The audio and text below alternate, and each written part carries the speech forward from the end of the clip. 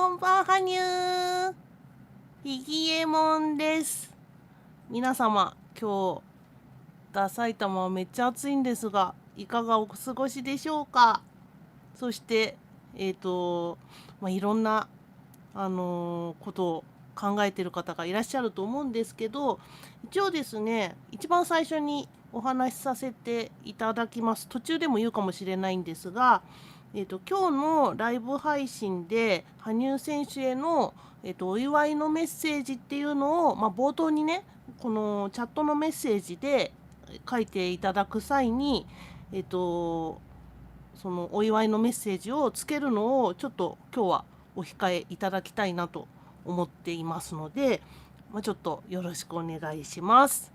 でね、その理由っていうのが、なんでって思うと思うんですけど、一応こちらのライブ配信のタイトルが、羽生結弦選手のご入籍、ご結婚についてというタイトルで、つけさせていただいたんですけど、普通だったらね、結婚おめでとう、羽生結弦選手とか、そういう感じのタイトルになるんだと思います。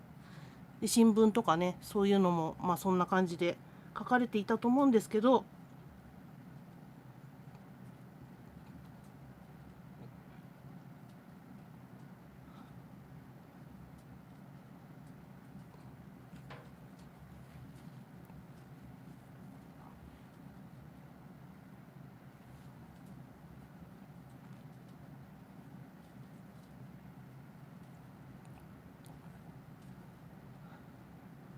日本人の方っていうのは、自分の心をね、言わない方が多いんですよ。気づいてない方が多くて、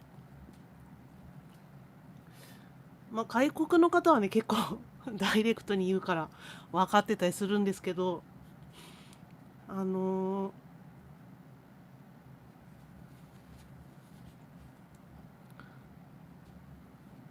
ーこの配信にね、毎回来てくださるような方っていうのは、ものすごいファンで、本当に、私最初ね、チャンネルやった時に、24時間、羽生選手のことを追いかけてる人いないだろうと思ってたんですよ。本当に。そのスタンスでやってたんですね。でもね、実際はいたんですよ。しかもね、別に一人とかじゃなくて、すごい人数いらっしゃって、そういう方が見てくださってるチャンネルなんで、あのやっぱりこのことっていうのはもちろん幸せを願うっていうのはあると思うんですけど、一番最初にねこの衝撃というものがあるじゃないですか。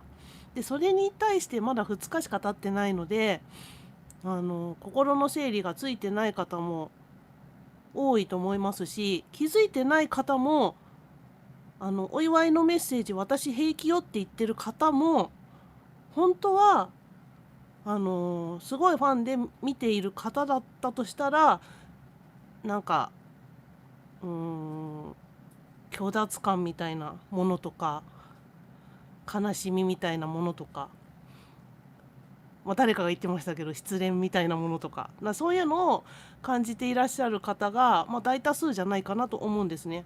だから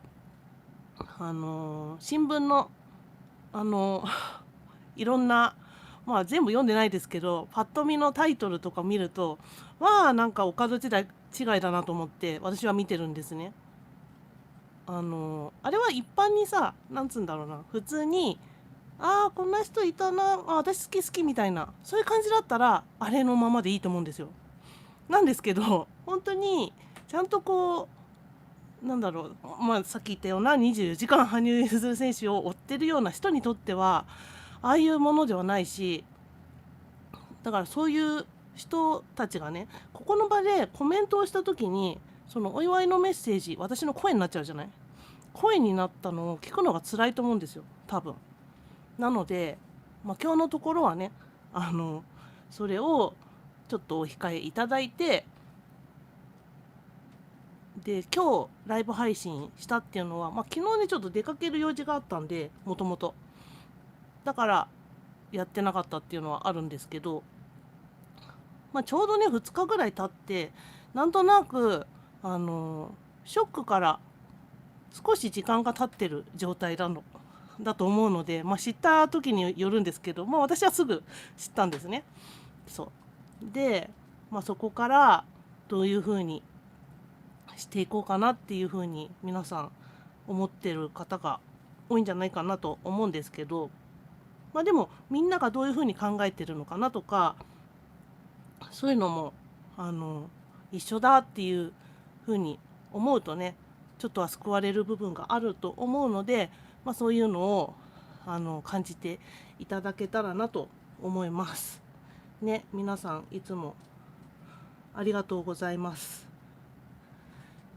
でですね、ちょっと1個テストというかですね、どれにしようかな。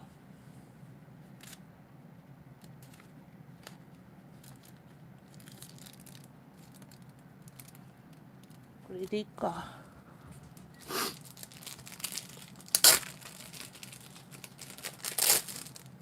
単純にね、これ見てどう思いますかっていう話なんですよ。これは今見せるものがどうのこうのっていうことじゃなくて、あなたが今見てどう感じるかっていうところをちょっと自分の心に聞いてみてください。いきますよ。はい。これは普通の羽生選手の写真です。アップね。どうですか？何を思いました？これはねちょっとまだ優しい感じですね、テストとしては。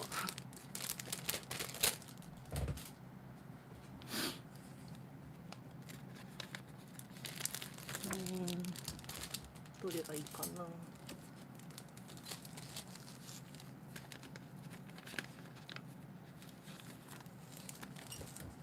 これがいいか。いきます。じゃじゃん。どうです？これさっきよりちょっと難易度高いと思うんですけど、どう思いますかね、これ見て。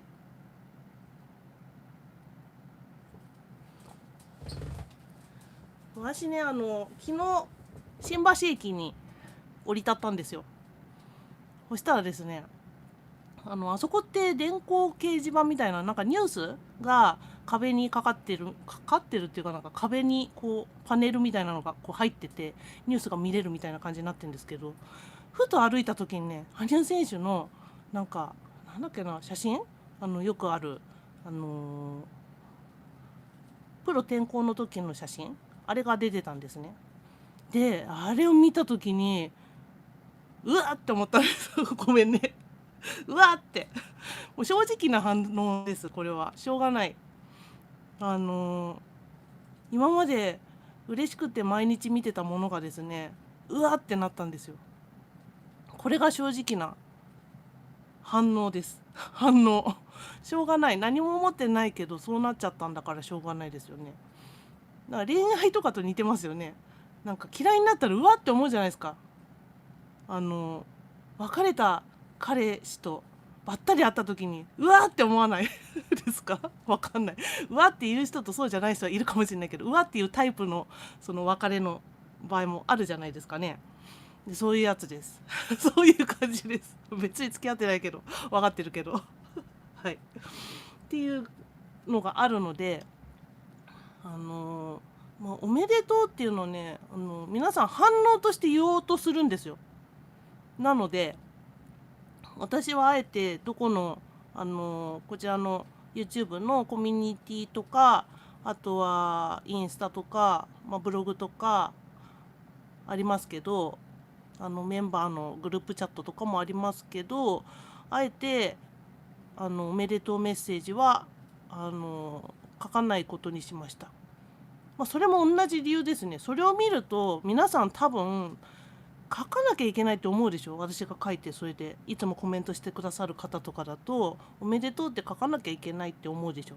日本人だとね海外の方だったらそうじゃないかもしれないんだけど、でもそれをねこうさせたくなかったというか、いろんな感じ方の方がいらっしゃるので、それを見る方も影響するじゃない。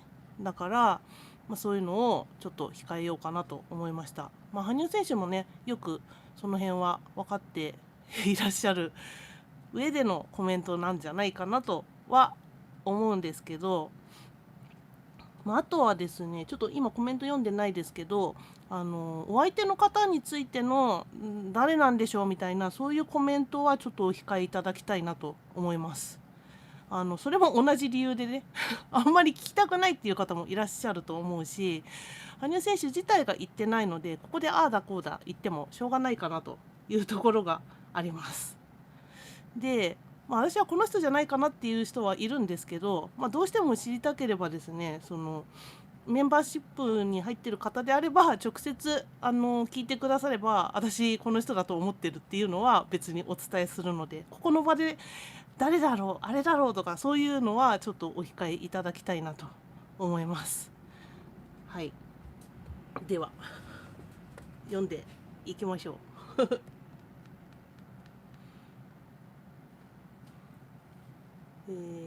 結構前からの残ってるな。菊池美恵子さん、結構前の6時12分のあれですけど、ごめんね、無理泣いてばかりで整理できない。正直でよろしいって感じですね。はい、そうだと思います。私平気だよとか思ってる人もね、本当になんだろうな。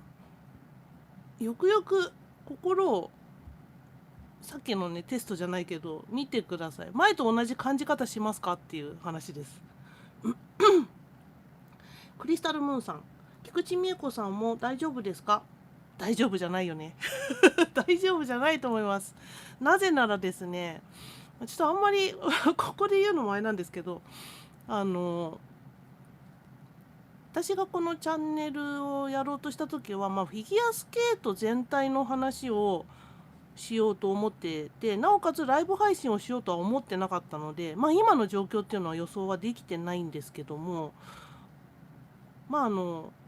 初めからね、羽生選手のニース落ちっていう、動画を作って出している1本目っていうのはすごく大事なので、そのチャンネルの核みたいなものというか、そういうふうに私は思って作ってたんですけど、羽生選手の話題を書くからにはですね、その時は2020年の10月ですけど、コロナで何も試合なくてっていう段階ですね。でこのまま出なくて引退するかもしれないみたいな、そんな時期にこのチャンネルを始めたんですけど、その時にですね、やっぱりいつかは引退するものっていう概念がその時にはありましたんで、引退するとか、もちろん結婚をその競技続けながらもするとか、いろんな可能性がある中で、競技シニアからもう10年ぐらい経ってるという段階なので、もうそろそろね、年齢的にもそこまで長くないかもしれない、長いかもしれないけどっていうことを思いながら作ってたんですね。でその時にですね、やっぱり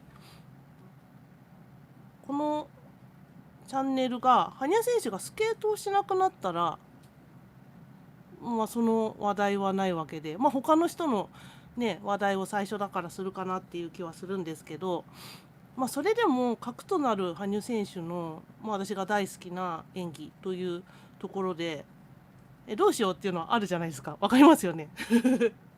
で競技をやめることが一番ショックというか、もっと言うなら亡くなってしまうことがショックですけど、それが一番だとしたら次が競技自体をやめてしまうことっていうのが恐れなわけですよね。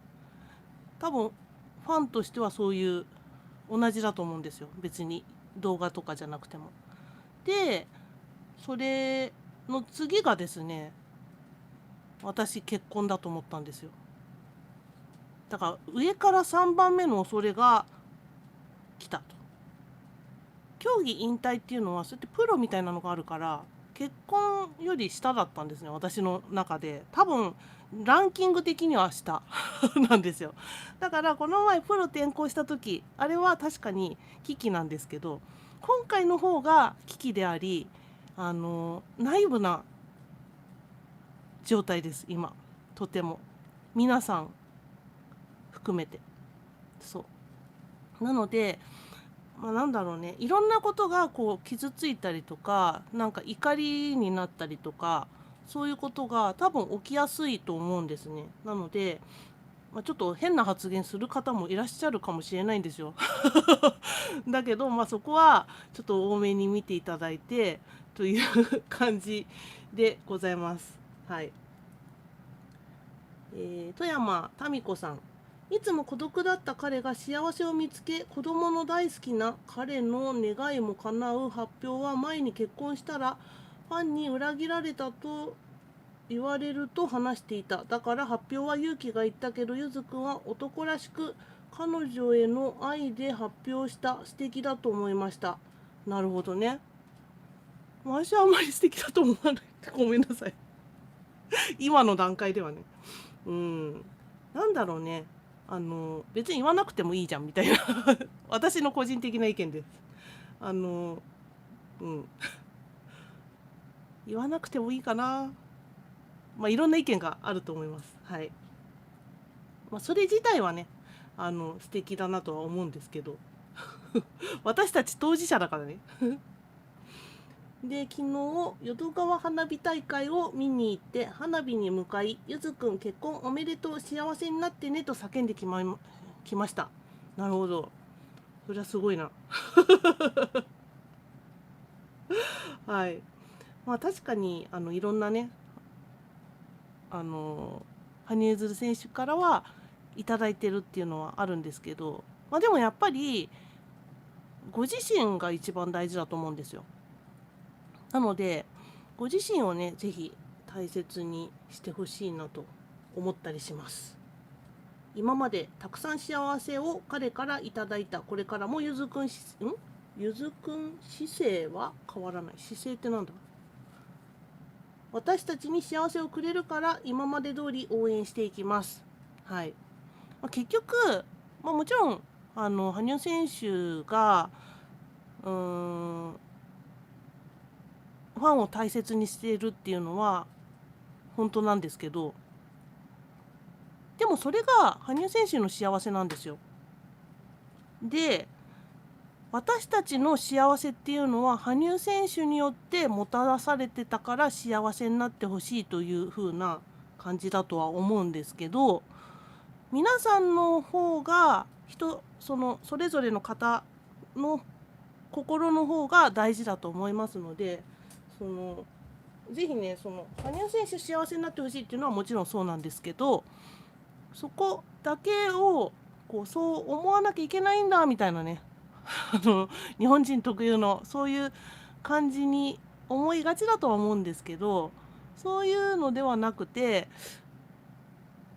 さっきのね写真を見せた感じで見た時に自分がどう感じるのかっていうのをぜひ大切に、自分の心を大切にしてほしいなと思います。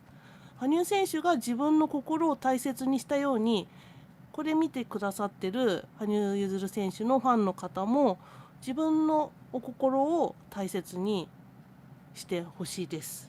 本当にそれを一番にしてほしいです。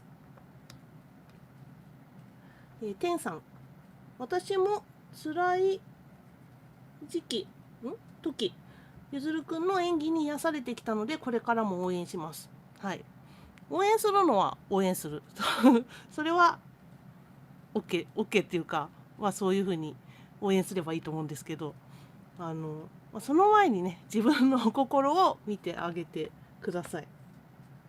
期待で牧代さん、こんばん羽生、フィギュアモンさん待ってました。この2日間仕事手につかずで、だけど羽生選手が幸せになること心から嬉しいです。ファンのこと、奥さんになった方のことをすごく心配したのではないかと思います。そうですね、いろいろ難しいですよね。なんだろう、アスリートですけど、この状態っていうのはほとんどアイドルみたいなもんなんで、アイドルではないけどみたいなもんっていうところがですね、難しいかなと思います。ともかちゃんさん、胸騒ぎだったのね。あの発表を知らなくて2時間後かな。寝つきが悪く深夜に今日はなぜか YouTube 見てないと、ふとスイッチオンと同時に目を疑ったわ。なんだ、スケートと結婚したってまたジョーク？理解不能。これから二度見してみたら心拍数バクバクになってね、倒れそうだった。ゆずちゃんの幸せ願ってたはずなのに。そうです。なんだろうね、不思議ですよね。多分なんかね、女性特有なのかなって私勝手に思ってて、男性でもあんのかもしれないんですけど、なんだろうね、羽生選手と結婚したいなんて誰も思ってないと思うんですよ。誰も思ってないって言うと失礼か。そうやって思って、あの、ショックを受けてる人ってあんまりいないんじゃないかなと私は思ってて、みんなそうは思ってないんだよね。なんだけど、なんだろうね、この虚しさというか、あの何にも変わってないはずなのに、ただその言葉を言われただけで、例えば嘘でしたって言われててもさ、同じじゃない。そういう意味で何も変わってないのに、言葉でこう言われただけなのにさ、なんでこんなに変わるのかななんて不思議に思ったりします。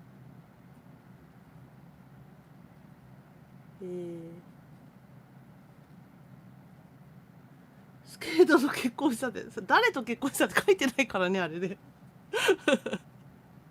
なんだろうなと思いながら、うん。私何回読んだかな、ちょっとよく分かんなくて、書いてる意味が。5回ぐらい読みました。これは何を言ってんだろうと思って。で、言葉としてはね、入籍の運びとなりましたっていう、そこの部分だけだからね。そう。たったね、数文字の言葉だけなんですけど、ここまで荒れてしまうっていうね、皆様の。すみれゆずさん、こんばんはにゅう、フィギエモンさん、ゆずるくんが本日入籍いたしましたと知ったとき、嘘でしょって思いました。あまりの突然の発表で何が起きているのって感じでした。すぐには受け入れられることができなかった。なんか不思議な気持ちでした。でも今まで勇気をいっぱいいただいてきたし、これからも応援していきたいと思います。泣いてるね。お祝いしてるけど泣いてる。うん。多分みんな一緒なんじゃないかな。うん。ね。やっぱり時間が必要ですね、皆さんね。うん。福桃さん、ただただ驚いて信じがたい気持ちでいっぱいです。これ以上何も考えられないです。うん、そうだね。わかる。くるりんぱさん、あの日から生活すべて変わって動画も SNS も見れない、食べられない、寝れない、感情を失ってしまった。うん。私、実はね、昨日グッチ行ったんですよ。銀座のね。で、これ見るの3回目だったんですけど、なんか全然違くて、お写真をね、素敵なお写真をいっぱい見るんですけど、クルリンパさんと同じようにですね、その感情がなくなってましたね。それを見た時の。何にも感じないというかそんな感じでした。不思議だよね。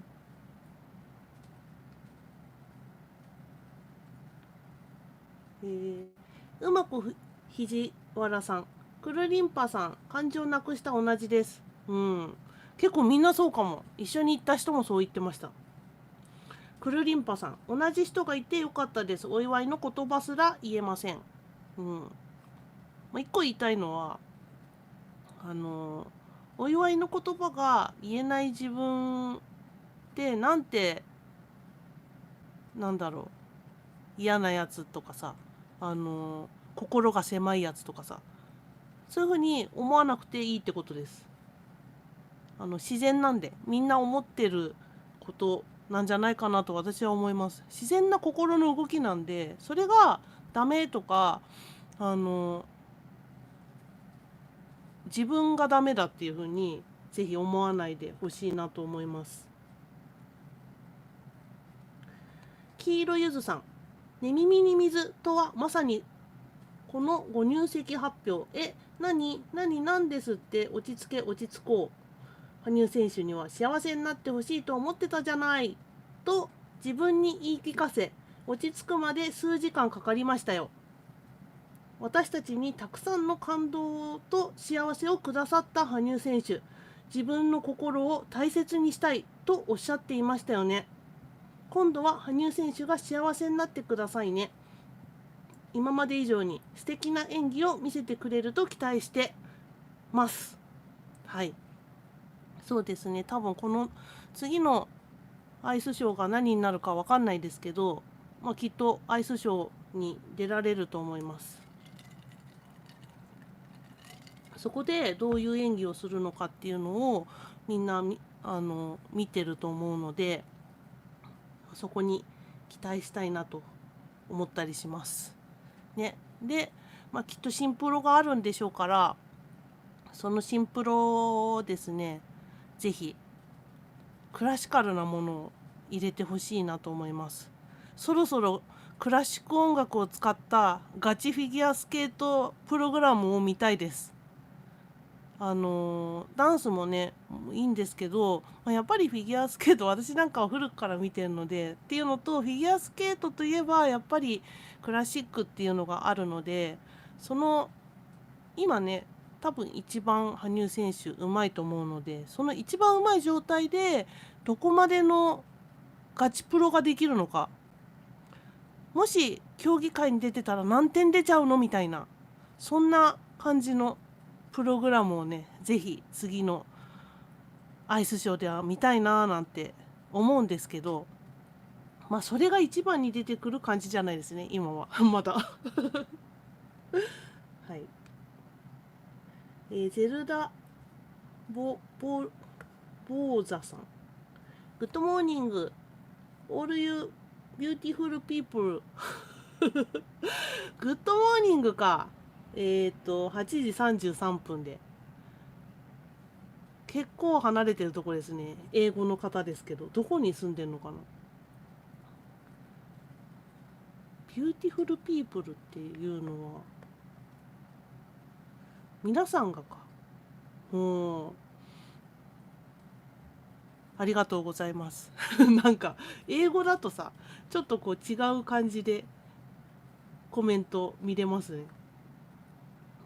たかぽこさん、ショック、ゆずの顔見れません。部屋に飾ってあるゆずのグッズを伏せました。一日中ぐずぐず泣いてます。はい。しょうがないと思います。一応ですね、ここ抜かしましたよ。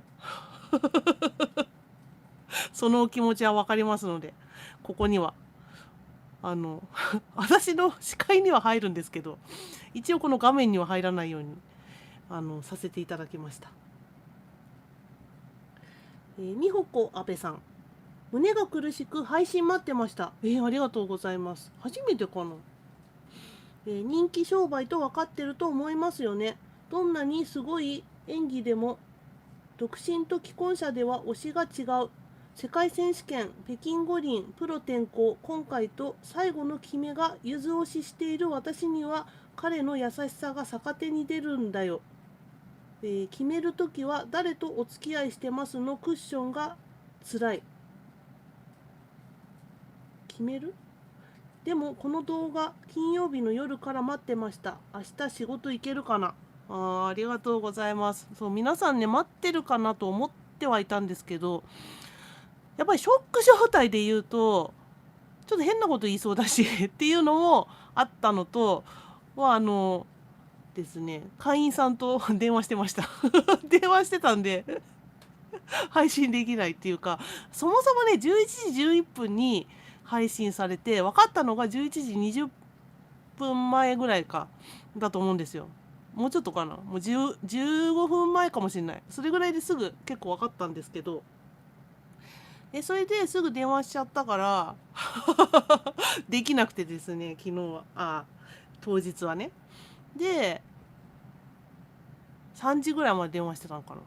そう。で、土曜日、昨日は出かける用事が、初めから予定が入ってたんで、ちょっと配信できないなと思って。急すぎるよみたいなそんなにねいつでも平気なわけではないぞみたいな感じです。でも待ってくださってるのはなんとなく分かってたんでやりたいなと思ってたんですけど、何をどういうふうに言うのかっていうのもね結構今日考えてたんですよ、ずっと。どういうふうにしようかなと思って。なんですけど基本的にはそう皆様この配信は、ライブ配信なんですけど皆様のコメントを読むような形でずっとやらせていただいてるのであれなんですが、羽生選手に向けてライブ配信してる部分も実はあったんですね、今まで。なんですけどこの配信は羽生選手に向けてではなくですね、皆さんに向けてやろうと思ってライブ配信立てました。なのでなんだろうね、羽生選手ファーストではなくですね、ご自身ファーストでなかなかそういうのないでしょ。そういう感じでやれる場がここだけでもあればいいかなと思ってやりました。くるりんぱさん、たかぽこさん、羽生くんが大好きな存在すぎて苦しくて辛くてくるりんぱさんいつもなんか可愛いんだよね可愛いの素直な人って可愛いよねはい。たかぽこさん、ひげもんさんの配信ないのかなと思ってたんです。でもひげもんさんだって辛い2日間でしたよね。ありがとうございます。ハートスタンプを送りたいけど気持ちが大丈夫です。なんだろう、コメントとか出してないから私が寝込んでんじゃないかと思ってる方がなんか多々いらっしゃったようでそういうわけではなかったんですよ。コメントを出したらコメントがつくからそれに対してなんだろうあんまり刺激したくなかったっていう感じです。私自身は普通に寝てるしご飯食べてるし出かけてるしうち行ってるからねてんさん、私はそっち落ちです。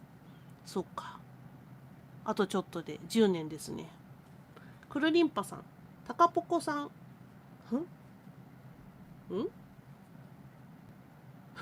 かほこさんって書いてあるけど違うよね。たかぽこさんのことでしょこれ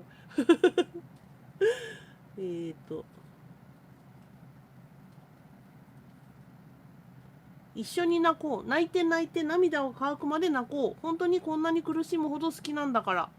しょうがないですね。演技見ても泣くしねいろいろ感情が動くのは仕方ないかなと思います。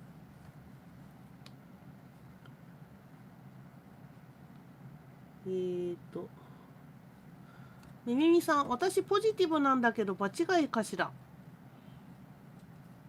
わからないですポジティブっていう言葉だけだとねわかんないね。たかぽこさん、くるりんぱさんありがとうございます。一緒に泣きましょう。くるりんぱさん、私こんなに好きなんだって改めて知りました。人間って不思議でさ、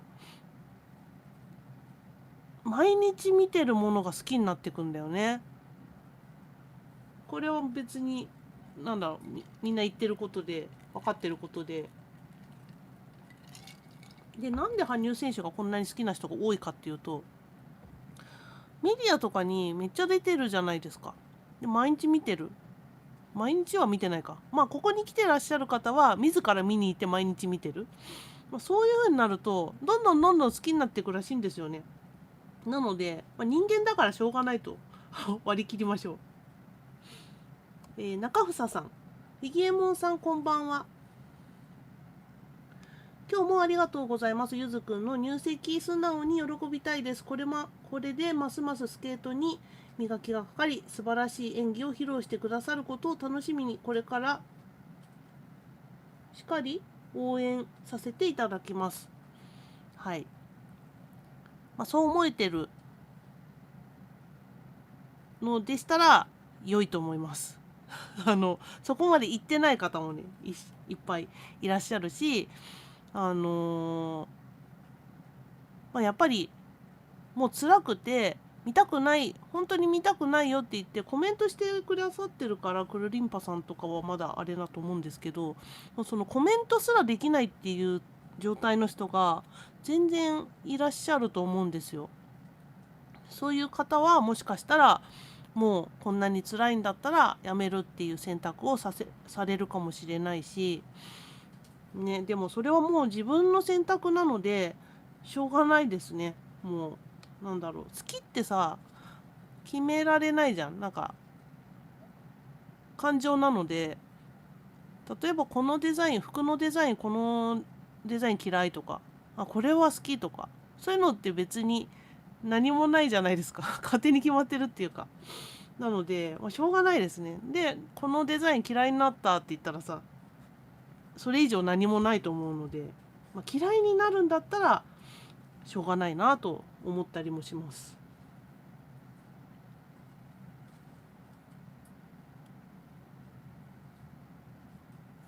てんさん、ゆずるくんが辛い時は私も辛いけど、本当にたくさん元気もらったので応援します。今は泣きたい時なら我慢しないで思いっきり泣いてもいいですよ。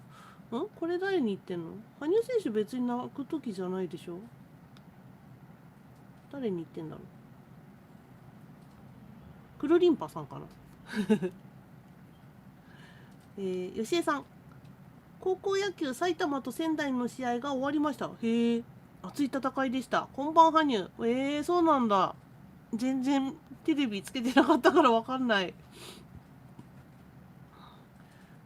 埼玉と仙台か。マジか。どっちが勝ったんだ？わからん。陽子の川歩きさん。さあ、皆様こんばんは。飲みましょうね。飲みましょう。そうなんです。今日は乾杯しないんです。もうね、昨日はね、焼け酒ですよ、焼け酒。ウェーイって言って。日比谷で焼け酒。昼間から。と言いながらですね、普通に飲んでただけなんですけど、今日はですね、家なんで、でもなんか乾杯するのもちょっと違うなと思って、ですね、ボトル開けてますよ、ボトル。じゃん。これ、さっき開けました。なので、美味しいです。スパークリングワインです。はい。金曜日も実はこれ開けてたんですよ。で、夜ご飯とともにこれを飲んでて、なんかスパークリングだからさ、飲み切らないといけないじゃんみたいな。じゃあ開けるな買うなみたいな感じなんですけど、一応蓋はしてるもののですね、1日とかは持たないから、と思って、そしたらそのニュースでしょ。結局さ、電話しながら全部飲んじゃったよね。ゆうみさん、野球選手は結構速い人多いですね。それだけスポーツ選手は肉体的にも精神的にも私たちが思うよりきつい世界なんだと思う。だから支えてくれるパートナーは必要ですよね。そういう相手に巡り会えた羽生くんは今まで頑張ってきたのだから幸せになってもらいたいです。そうですね。なんだろうね。結婚することが本当に幸せになるかどうかっていうのはわからないですけど、ね、合う合わないとかあるので、多分羽生選手の場合はちゃんとそこは見極めて選ばれてるので大丈夫なんじゃないかなとは思ったりしますけど、そうですね。やっぱりメディアにね、顔をさらして、で、あれだけ注目されるっていうのは、好きとはいえ、そういう注目されるのが好きとはいえ、ストレスではそりゃすごいストレスだとは思うので、そうですよね、大変だなとは思いますね。ちょっと太ったらデブとか言われる時もあるだろうし、ねえ、痩せたらガリガリで心配って言われるし、どっちやねんみたいな思ってると思いますよ。はい。吉井さん、飲みましょう。はい。すでに飲んでます。ミント2さん、フィギュアモンさん、皆さんこんばんはにゃ。こんばんはにゃ、ありがとうございます。ミント2さん、呼んだの私が。来てねって。マグマグさん、こんばんはにゅ、神、ありがとうございます。うずきさん、こんばんはにゅ、フィギュアモンさん、ファミリーの皆さん、よろしくお願いします。ありがとうございます。えんちゃんさん、こんばんはにゅ、よろしくお願いします。お願いします。うまこひじわらさん、フィギュアモンさん、お久しぶりです。こんばんはにゅ。そうだね、結構久しぶり。めめみさん、改めてこんばんはにゅ。こんばんはにゅ。めぐみさんとめめみさんが連なってるね。こんばんはにゅ。まうさん、えー、みき、みゆきどうもとさん、斉藤なゆみさん、なおみさん、よしりんさん、あみぐるみさん、こめさん、ほぼ泣いてました。かわいそう。かわいそうだけど、泣きたいときは泣いた方がいい、本当に。どなたか上で言ってたけど。はるゆきさん、皆さんこんばんは。よろしくお願いします。お願いします。かすみ山崎さん、こんばんはにゅ。こんばんはにゅ。プーイテダさん、こんばんはにゅ。よろしくお願いします。お願いします。リーさん、こんばんはにゅ。こんばんはにゅ。ジャックマミーさん、清水としこさん、てんさん、西日本なんだ。西日本も暑いですよ。そうだよな。大体暑いもんな、西日本。茶色い鳥さん、こんばんはにゅ。ありがとうございます。斉藤なよみさん、かすみ山崎さん、大丈夫。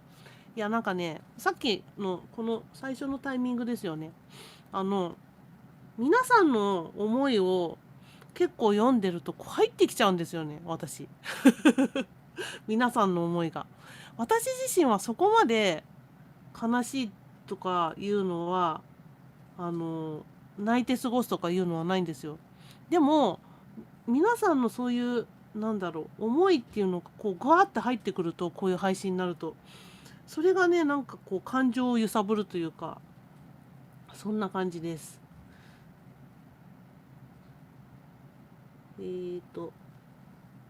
たかぽこさん、ひげもんさん、こんばんはにありがとうございます。泣かないで。そうだね。でもね、泣いた方がいいと思うんだよね。なんだろう。出すもの出して、しっかり前を向こうみたいなそんな感じが私はします。あとね、なんかこういう時は、キックボクシングとかね、ああいうのやって、こんちきしょーみたいなそういうのも結構ストレス解消だっていいんじゃないかなと思ったりしてます。やってないけどね。茶色い鳥さん、とにかくびっくり。ね、本当に、なんだろう。すごい隠してたのかなと思いますよね。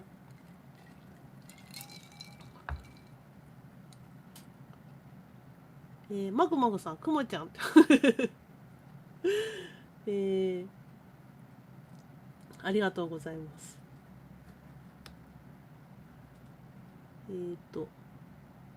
うまこひじわらさん、よろしくお願いします。泣いてる。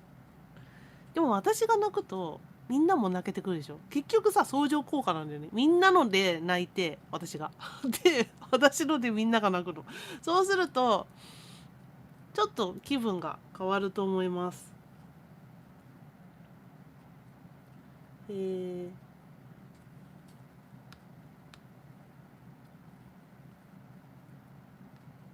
ありがとうございます。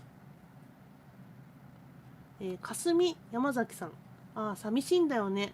喪失感だよね。そうだね。なんだろうね。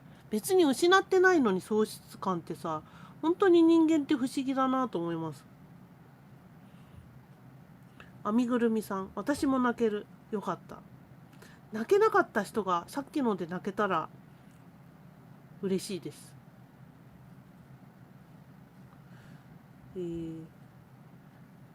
MN さん。ショックというよりびっくりでした。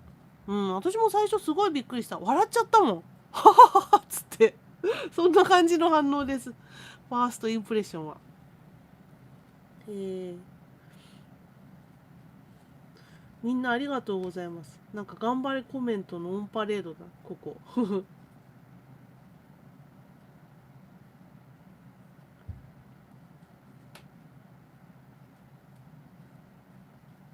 クリスタルムーンさん、ここフィギエモンさんやファミリーの皆様のところで辛い胸の内を語って共有しよう。そうですね。まあ共有する勇気がある人は共有してください。勇気がない人はなんか聞いてて、なんかそうなんだってただただ聞いていただいてもいいんじゃないかなと思います。猫ちゃんちゃんさん、フィギエモンさん頑張れ。ありがとうございます。茶色い鳥さん、なんかふわふわして今日もお仕事ぐだぐだです。ギフトの配信なんかしばらく直視できない。そうだよな。そうだと思うよ。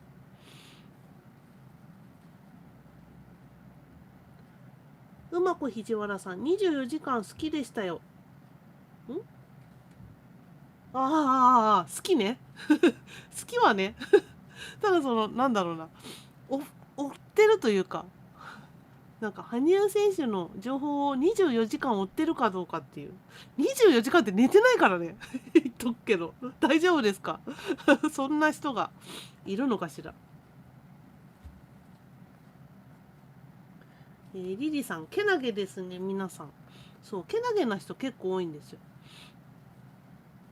ミラクルユックさん、こんばんはにくまさん頑張っていつもありがとうございます。ありがとうございます。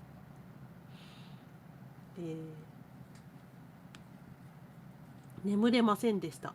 腰抜けました。腰抜けました。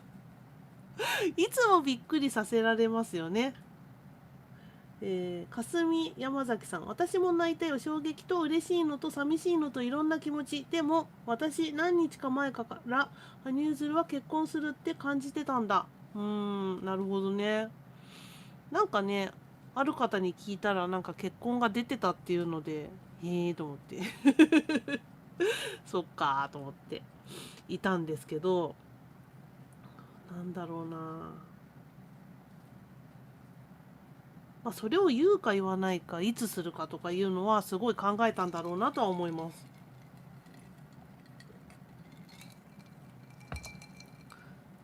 まあでも、なんだろう、新聞に書かれてるような手放しで喜んで何も変わらないよみたいなのはありえないと私は思います。なんでそんなこと書いたのかなと思いますね。なんだろう。そんなことあるわけないじゃんと思います。書いたの男性なんじゃないかな、普通に。女性が好きな、女性が好きなっていうとあれなんですけど、対象が女性の男性が書かれたんじゃないかなと思います。そう。で、私ね、眠れたんだけどね、すごい面白い夢を見たんですよ。初日ですね。まあ、私その日 YouTube 見てたんですよ。私 YouTube で同じカテゴリーのものやってる方の動画って見ないんですよ。自分の動画に影響されちゃうので、なんかマネーとかになると嫌なんであんまり見ないんですね。昔は見てましたけど、やる前はね。なんで何見るかっていうと、ヒカキンさんとかヒカルさんとかはじめ社長さんとか、そのトップの方ですね。トップの方のやつを見て、って時々ですよ。あんまりそんなに頻繁に見るわけじゃないんですけど、金曜日の夜だったっていうこともあってなんか見てたんですよ。でヒカキンさんの新しいお家のをこうレビューする結構長い動画を見ながらご飯食べてて、でそれかかってるとなんかやっぱりそのヒカルさんとかはじめ社長とかそういうのが出てくるんですよ。なんかこっちのカテゴリー好きなのねみたいな感じでね。でただ何にもやんないでつけてたらなんかヒカルさんの動画が出て、で見てたんですね。でそんな中で発表があったもんだから寝たらですね、ヒカルさんが出てきてと思っってっていうかね、もう普通にいるんですよ。なんか YouTuber の方ってそこにいても私にとっては、まあ、いそうだなぐらいにしか思わないっていうか、そんな感じなんですよ。なので、まあ普通にね羽生選手の入籍、今回の入籍のニュースってどう思うってヒカルさんに聞いてんですよ、私。ウケるでしょ。なんて答えたと思います皆さん。ヒカルさんは。私の夢の中であのね、詳細は忘れました。ごめんなさい。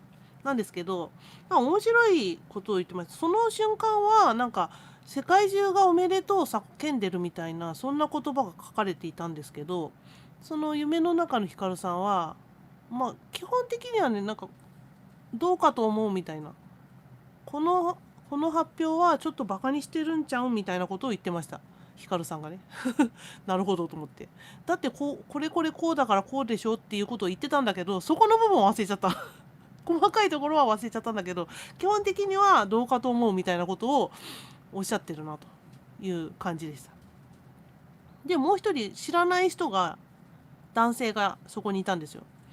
で、その人は、なんかね、羽生選手が好きなファンだっていう設定なんですね。で、ちょっと若めの男性の、なんかイケメンみたいな感じの人なんですよ。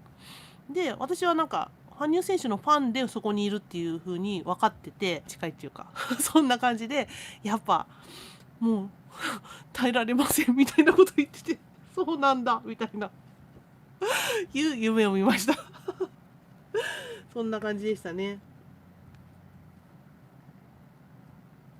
たかぽこさん、心がぐちゃぐちゃです。どうしたらいいの？そうですね。なんだろうな。本当に辛い時は、やっぱり自分を守ろうとするじゃない、人間って。だから、もう見たくないんだったら見ない方がいいと思います。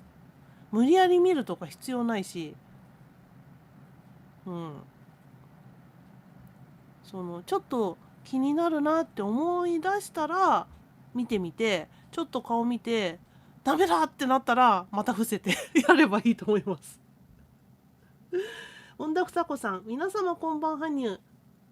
寂しくなり泣きました。今は何も言えません。うん。そうだと思います。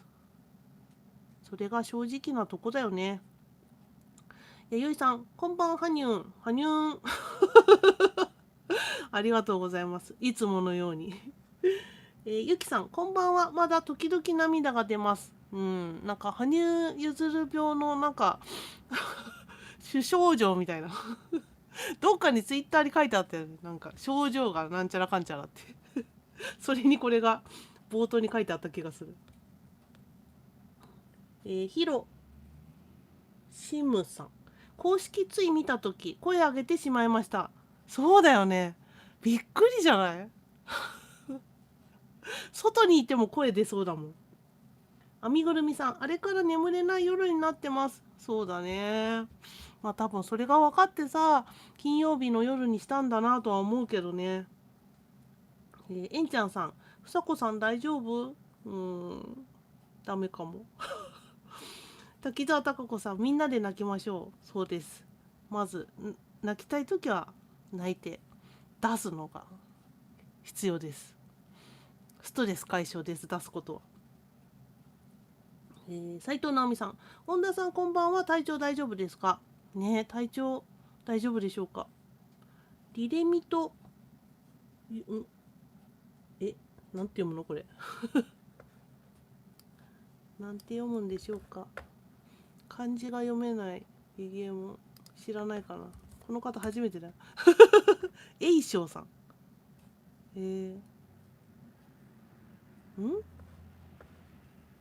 これ本名かな？本名の方かな？2日間ご飯が喉を通りません。わおわお。喉が通らないか。まあ、そんな時はね、スープを飲みましょう。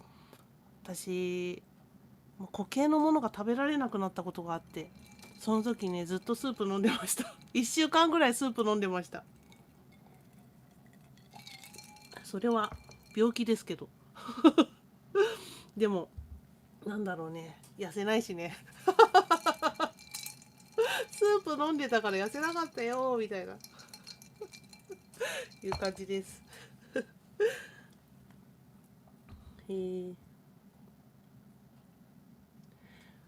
うまこひわらさん、ずっとフィギュアモンさんのことも考えてました。ありがとうございます。まあ、ここでやんないとおかしいよねっていうのは分かってたんだけど、どうしても土曜日ね約束してたからね。しゅうさん、なんか涙出ちゃいます。出しとこ。くりちゃんさん、まぐちゃん来た。鼻水と涙いっぱい出たよ。くりちゃん出しとこ。茶色い鳥さん、おめでとうございますってもちろんお伝えしたいけど、勝手にもう少しプロ転向落ち着き後1年後ぐらいかなって思っていたから、まだ動揺してます。そうですね、まあせめて、個人的な意見ですけど、3年ぐらいはなんだろうね、待っていた方が良かったんじゃないかなと思ったりもするんですけど、ただの個人的な意見です言ってもしょうがないっていうかね本人が決めることなんで。えんちゃんさん、たかこさんファイト。ファイト。みゆきどうもとさん、明日仕事休みたい私も休みたいです。普通に仕事やりたくないそっちみたいな。マグマグさん、くりちゃん来れたね。いや、かわいい絵文字だなこれ。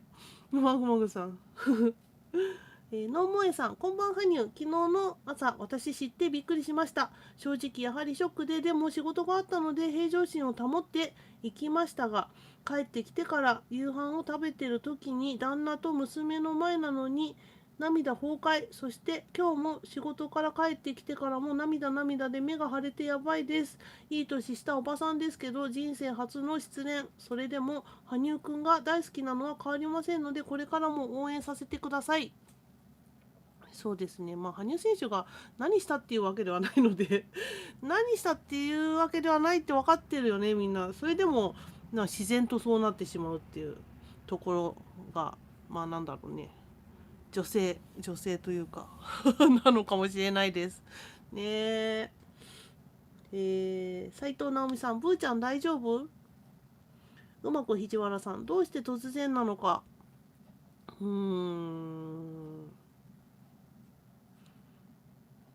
突然っていうか、だから1回で済ましたかったんじゃないかな。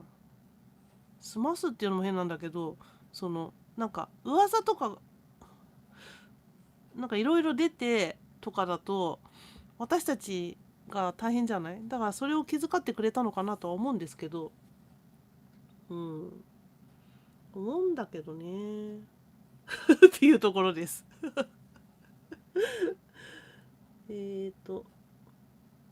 茶色い鳥さん、カルディでユズドリンク見てなんか悲しかった写真じゃなくね、文字でもね結構来るか。でも新聞のさ、一面なのか分かんないけど、私買ってないんで、あれでなんか羽生結弦結婚みたいな出てたじゃないですか。ああいうのも結構えぐいなと思ってなんだろう、そうえぐいなとしか思わなかったです、あれ見て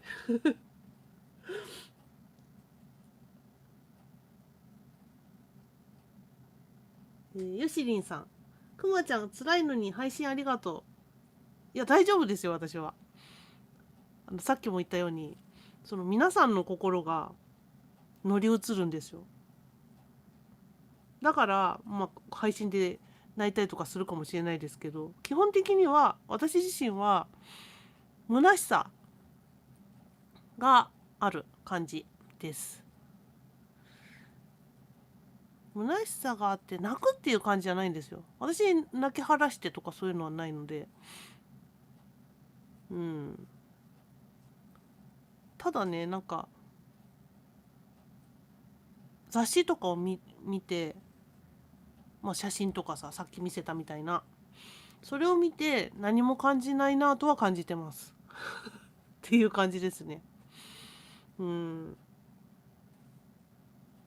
なんかそれを見て嬉しく感じて幸せに感じるのが好きだったので、そこがなくなっちゃったのがすごく、なんだろなくしたなと思います。今はね。もうちょっとしたら同じように嬉しいなって思うのかもしれないんですけど、とりあえず今はその幸せはなくしましたね。見てこう楽しいと思う幸せ。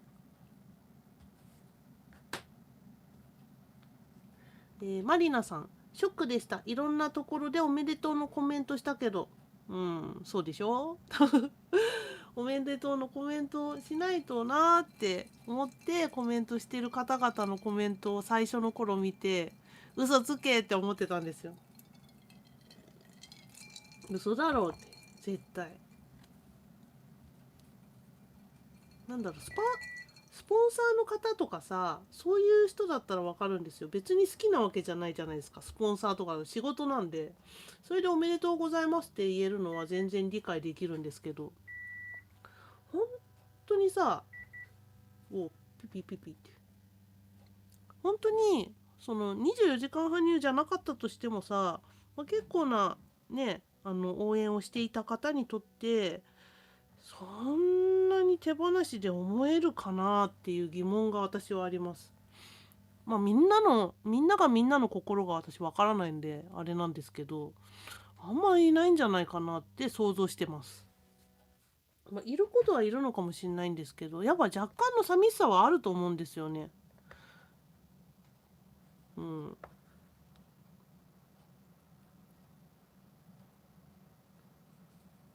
マグマグさん、そりゃ落ち込みまくりよ。泣きまくりしました。うん。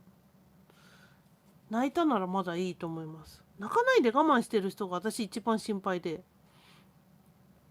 で、そう、一番心配なのは、おめでとうございますって心から言えますって、自分の心に嘘ついて、で、羽生選手を応援していこうと歯を食いしばって、一生応援してます、しますってコメントしてる人です。誰かわかんないけど、そういう人いるような気がして、そういう人が一番心配です、私。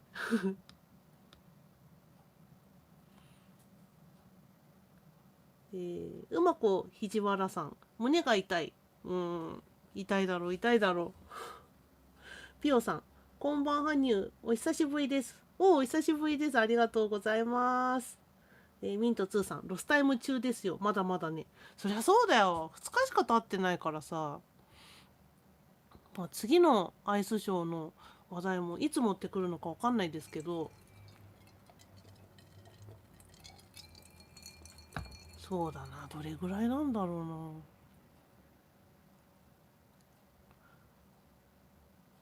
うな。パッと考えて3ヶ月ぐらいはなんか引きずりそうな気はします。みんなね。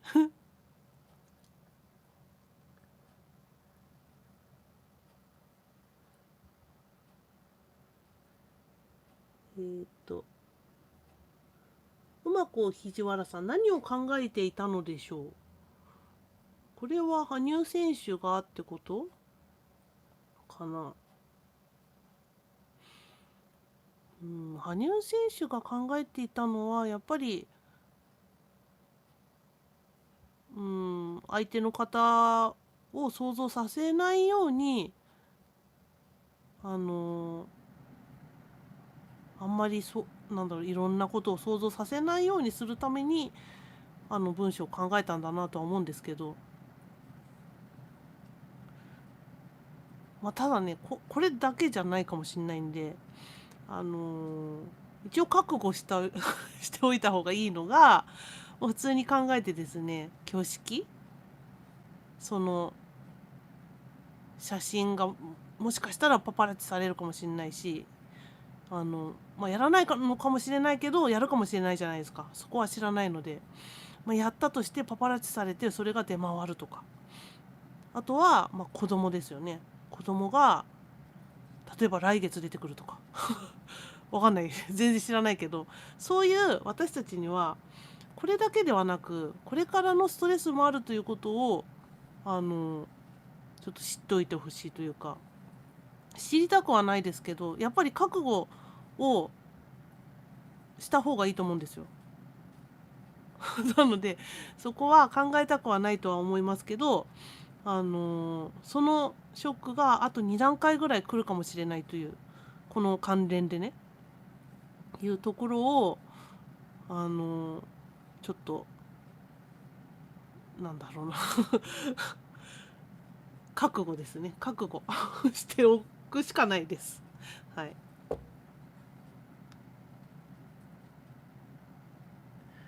ヒロシムさん。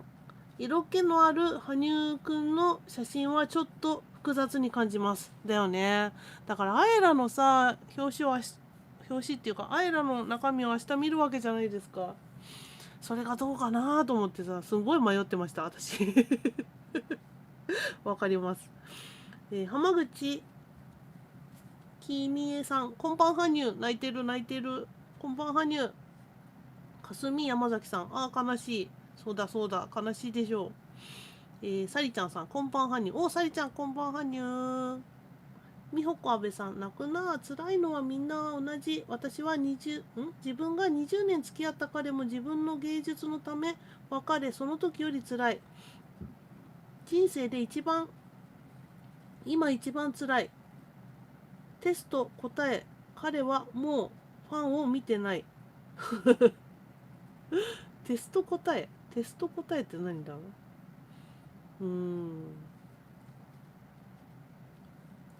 そうかもしれないし、わかんないね。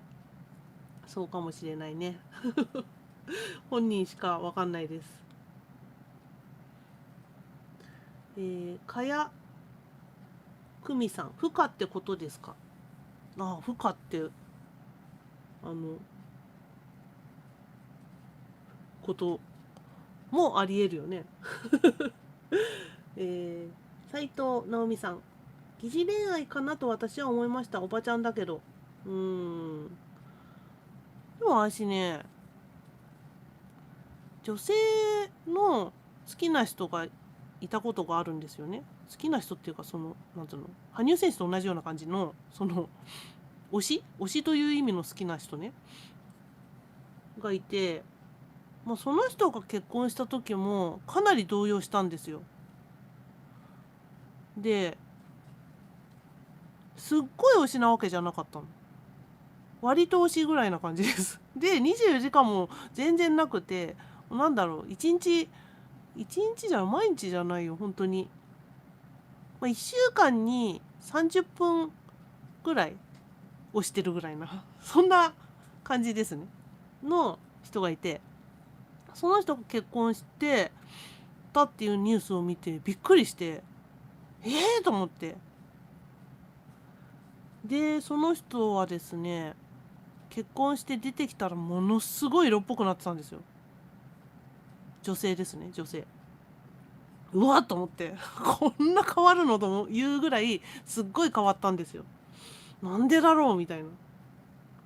でその時めちゃくちゃなんか寂しいというかみたいに思ったんですよ。別に幸せは願うし、なんだろう、不思議ですよね。この推しの不思議さだと思うんですよね。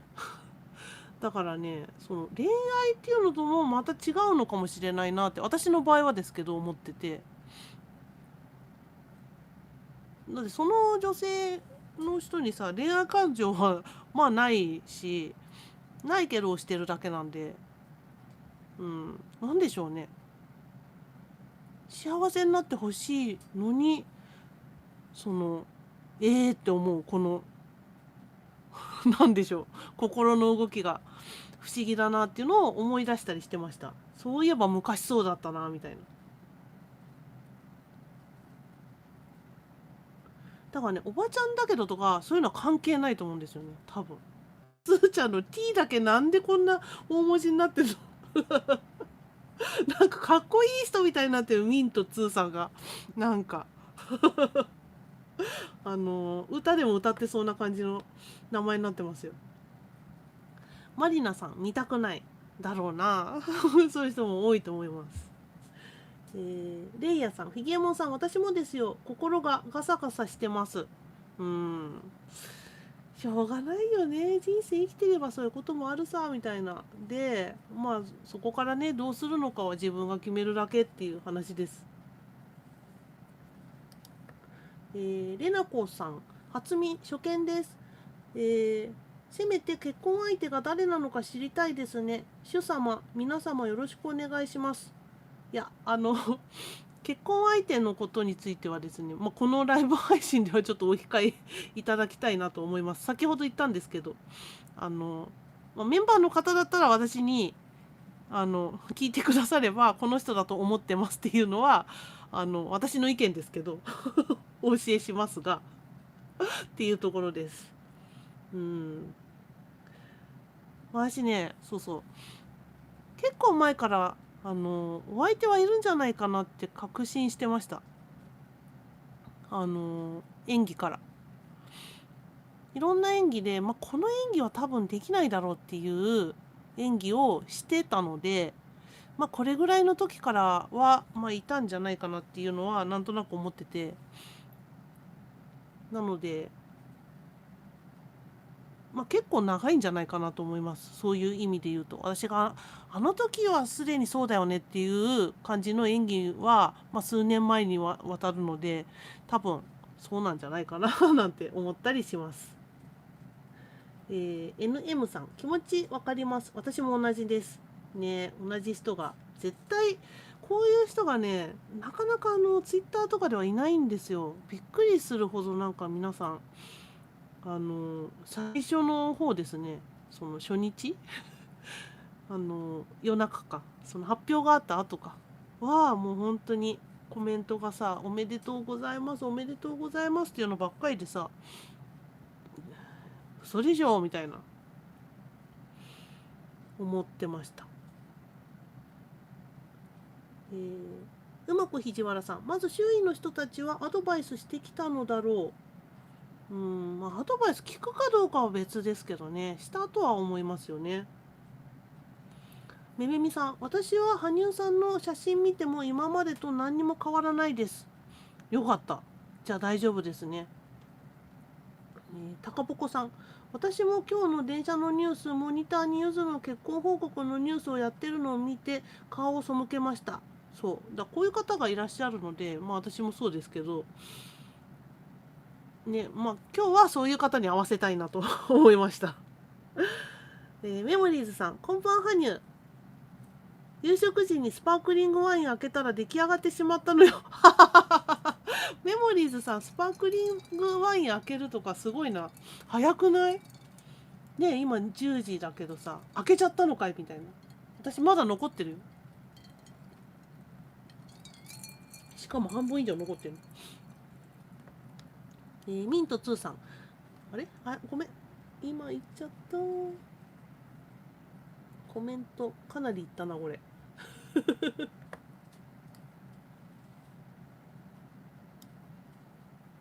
わあ、どこだろう。すっげえコメントあるからどっかわかんない。今日初だな、これ。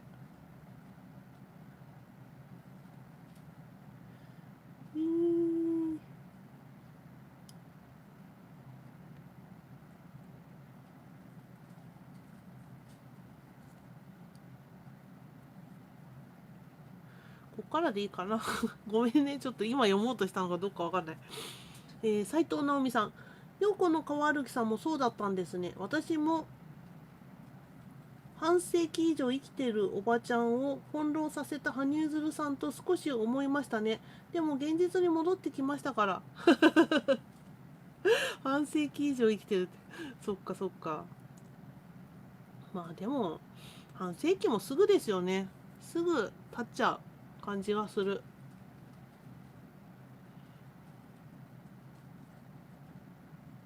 確かにな。翻弄させたという意味ではかなり翻弄させてるよね。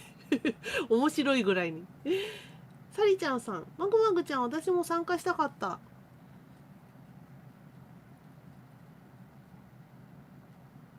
ああ、これか。当日は夜中の3時間3時半までパン吉さんと話して泣きじゃくりました。そうだね。その時私別の人と話してたね。なんかね、そうやって友達みたいなこう話せる人がいれば話したりとかする機会が持てるんでしょうけど、そうじゃなくてさ、一人でまあこういう配信なんだろう、 YouTube だったら見れるかなみたいな人がいるとは思うんですけど、そういう人がこうね、普通こうなんか自分の家にこもってやってるのが一番なんかなんだろうな、気分をこう変えるのが難しいと思うんですよね、人が入らないと。だからこの配信でね、ちょっとそれが気分が変わればいいなとは思ったりします。ママタテさん、ゆめみさん、同じ感情です。ゆめみさん、めめみさんのことかな。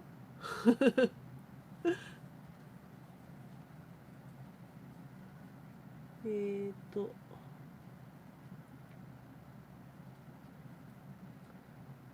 かやくみさん、詳細分かったらアンチがまず狂ったように叩くでしょう。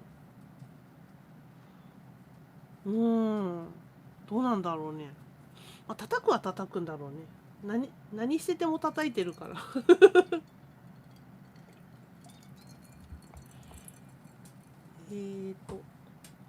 マグマグさん、サリちゃんほんまにな、みんなで泣きたかったね。そうだね。いや、恐ろしいことになってたと思うよ、当日の。その、泣くのをもしこの配信でやったらね、恥ずかしいみたいな感じになってた気はしないでもないです。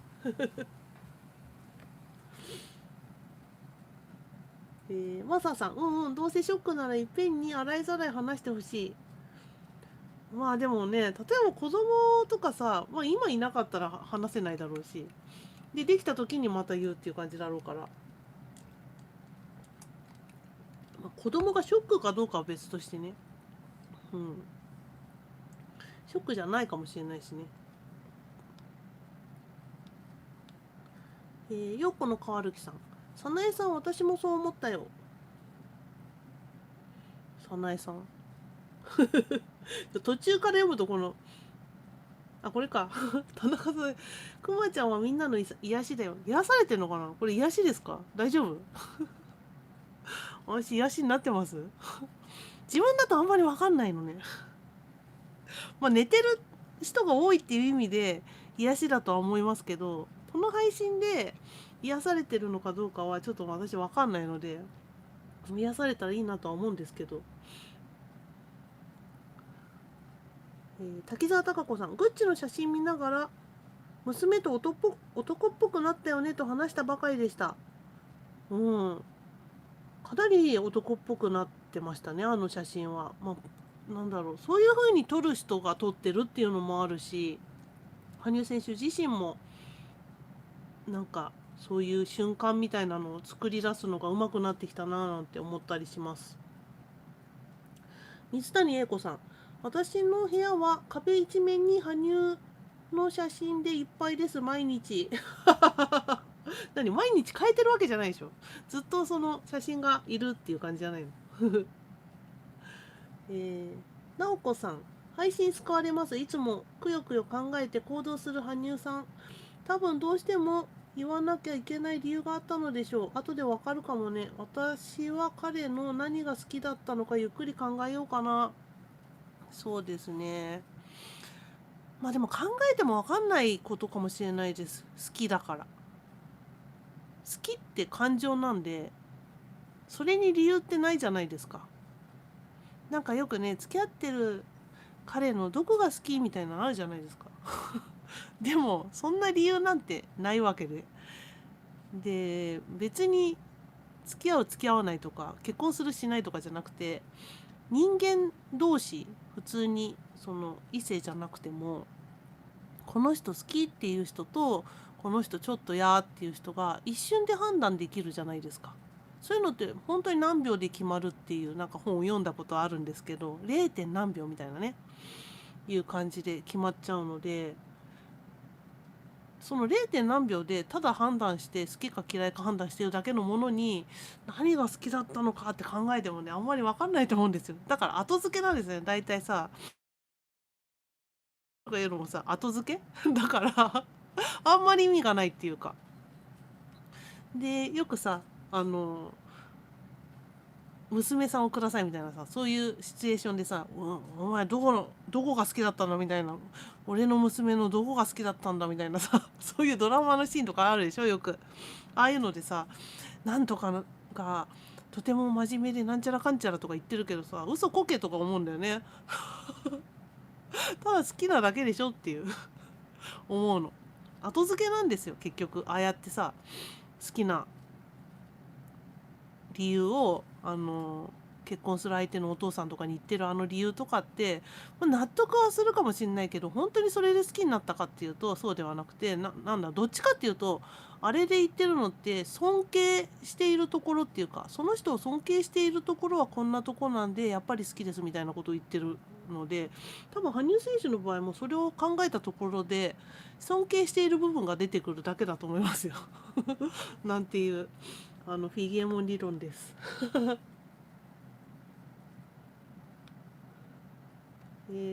ハニープーさん、かわいい名前だな。初めて読んだ。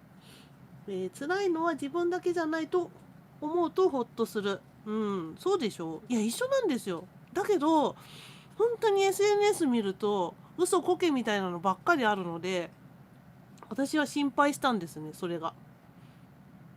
やっぱり自分の感情をちゃんと正しく見てあげて、自分が幸せになるために羽生選手を見ている人がほとんどだと思いますので、その幸せを追い求めて応援したりするのが健全かなと思ってて、自分をないがしろにして羽生選手を応援しても何もなんか、多分羽生選手も嬉しくないだろうし、変な応援とかになると思うので、本当に心からこう幸せに自分がなってこその応援かななんて思うので、応援できない状態だって思う方はしなくて全然いいんだよっていうことを言いたいです。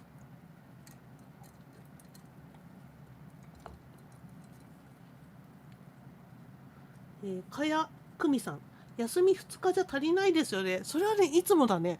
いつもですよ。別にこんなことなくてもずっと休みたいみたいな。もうね、羽生休暇とか言ってね、ずっと休みたいもん。はい、今日は羽生休暇ですとか言って。で、はい、明日も羽生休暇ですみたいな。っていうのが、人間ね、つい、サボり癖があるので、そんな感じです。裏つんつさんっていうのかな、チュンスさん。私も入ってきた天のメッセージの入籍の文字が見にくくて飛ばして読んだら何言ってんのかわからなくて仰天2日間空っぽでした。褒められるようなメッセージとは思えません。誠意を感じません。スケートの上手な人として見ているだけにします。なんか今回のコメントっていうのはちょっと今までの羽生選手のコメントと違うなと思ってて、なんかうーんなんか違いますね。文章もちょっとこの言ってるように何言ってるか分かんなかったです。で、日本語としてもちょっと間違えてるような気もするし、なんか焦って書いたのか何なのかなって思いました。普通に落ち着いて書いたならもうちょっとこう辻褄が合うような文章になるはずなのになという、なんかそこがちょっと不思議というか、今までの羽生選手のコメントっていうか、その声明文みたいなものよく知ってるからなんか違うなと思って読んでました。何言ってるか分かんないよね。一緒です。マグマグさん、くまちゃんのことまでずっと心配で、でもファンミのこととか準備もあるし、いろんな方々フファミリーの方々とのやり取りもあると思って今日配信あると知ってほっとしました。あ、よかったです。うん。なんだろうね。考えていたことがいろいろあるんですけど、知る前にこれをやってこうしようとか思ったことがもうちょっとできなくなっちゃって、このニュースによって。だからどうしようかなとかいろいろ考えることもあって、そういう意味でね。ファンミーティングも考えてるんですけど、やろうと思ってたことが本当にやって楽しいのだろうかとか、そういう疑問もあって、いろんなことを思う人がいるので、ね、何人もいると難しいよな、このタイミングでっていうのが難しいなと思って考えてました。うん。でも、やるよ、ファンミーティング。京都で。ね斉藤直美さん。ぷーちゃんも発表後に気持ちと戦ってたんだね。私も発表後24時間して落ち着きましたよ。うん。だからなんだっけ、最初に黄色ゆずさんだっけ、2時間経って落ち着きましたって書いてあった。早いなと思った。意外と。2時間で落ち着けるんだったら優秀優秀みたいな感じがしましたね。斉藤直美さん。ぶーちゃんも、あ、ごめん。これいいんだ。今読んだ。よしにんさん、私はその夜はのんきに羽生選手の本見て寝ました。朝になって尻泣き、立ち直り効かないかもと思ったけど、ブーちゃんと話してなんとか道を見つけられました。なんか人によってはね、急に暗闇に突き落とされたような感覚になる人がいるかなと思います。羽生選手のメンシップのコメントで海外の方がそんなコメントしてましたね。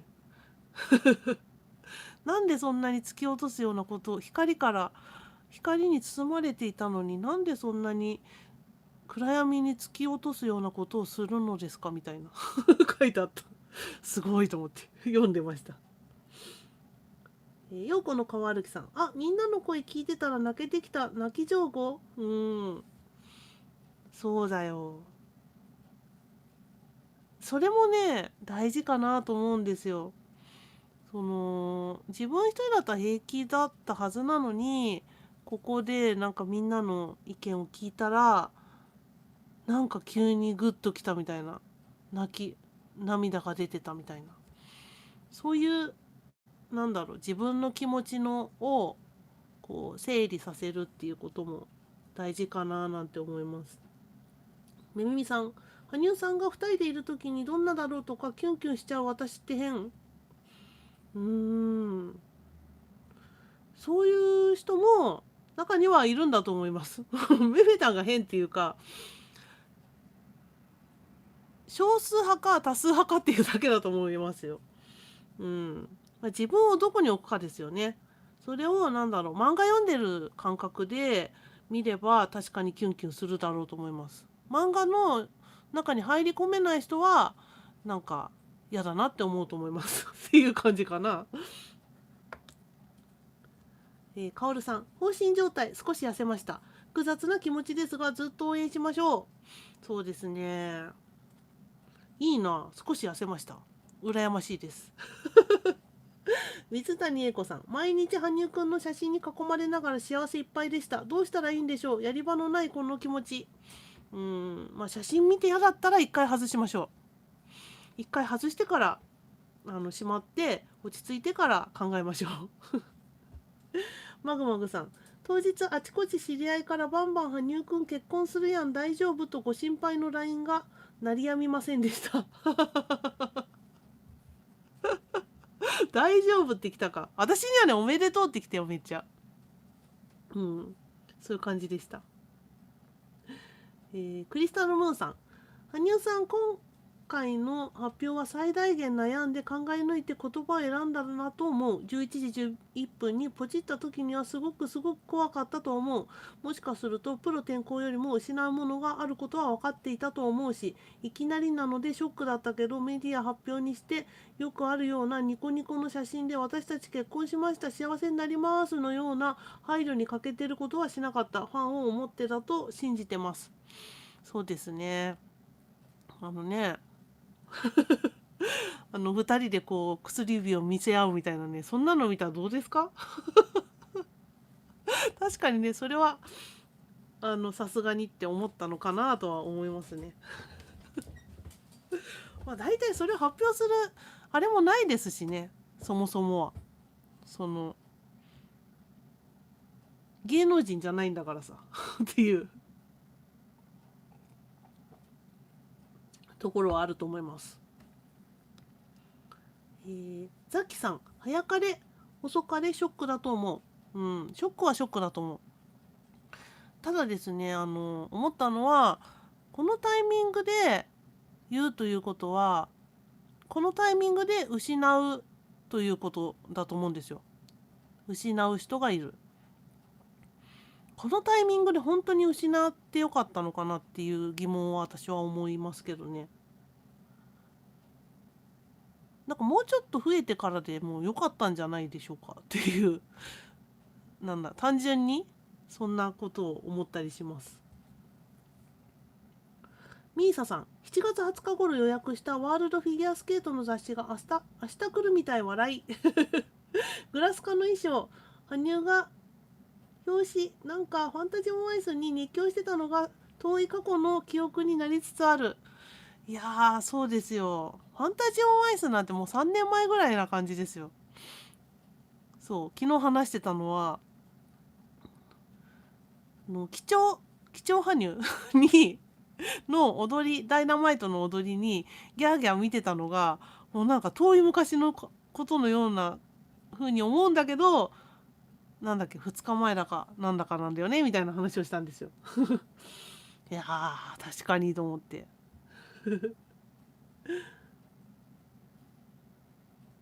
かやくみさん、本当に少数派だと思うけど、いや、嫁がそばにいてあげてるんだと思うとほっとする。まあ、そうだね、その見てあげてる人がいるんだっていうのはわかります。ゆうみさん、ギフト見るためにディズニープラスに入りました。ウケる。なんでいいじゃん。あつこ縫い代を含まない型紙は使いづらいですね。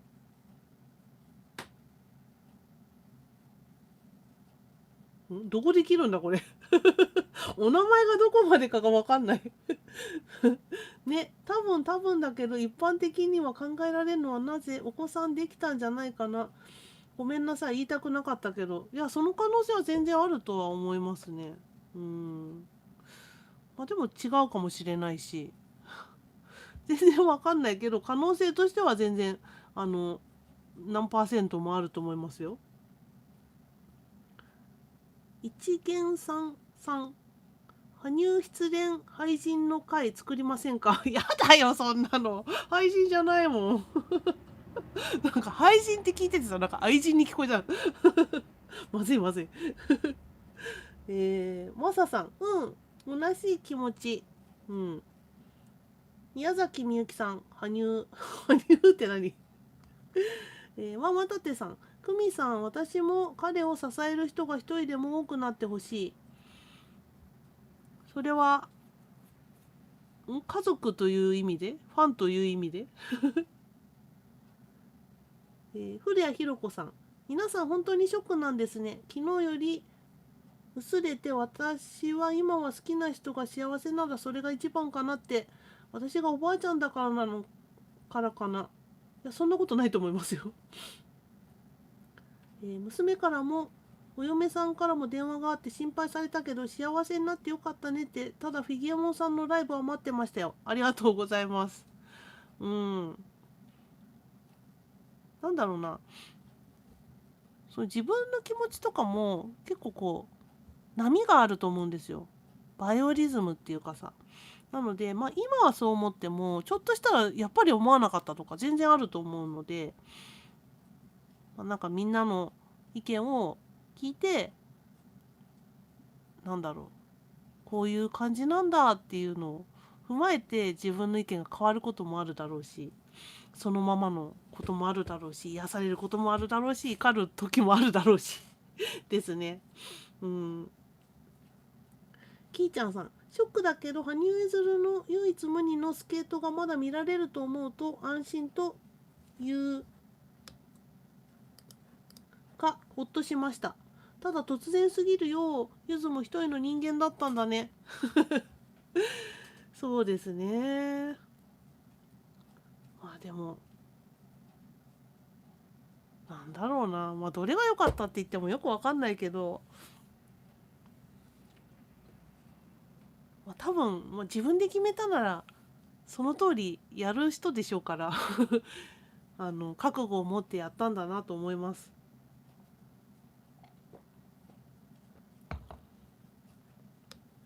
ハニープーさん、喪失感はあるよね。そう。この正体は何なのかが分かんないんですけど、多分あると思います、皆さん。田中さなえさん、多分辛い人たくさんいるんだろうと想像してた。ここでみんなが吐き出せるっていいよね。うん、そうなんですよ。なんかね、別に恥ずかしいことじゃないし、思ったまんまだと思うので、健全に応援するには必要かなと思います。マサさん、陰陽師の占いだと年上とかだったので、もしかしたら子供のこと考えたなんていろいろ勘ぐってしまう。わかんないですけどね。まあずっと前から結婚したかったんじゃないですかね。と思うけどね。その2000、あれ ?2000 じゃなくて、あの、ね、前25、6ぐらいで結婚したいみたいなこと言ってたじゃないですか。あれ本当だと思うので。だけどまあなんかそれが、まあ現役になっちゃったから、予定が狂ったんじゃないですか。でもそう思うとなんかね、ピョンチャンで終わって2年後に結婚してみたいなイメージだとすれば大体同じじゃないですか。北京までやったからそこからまあ1、2年ぐらいで結婚するみたいないうイメージなのかなと思って、年というよりはそのオリンピックベースで考えたんじゃないかなっていう気がするんですよね。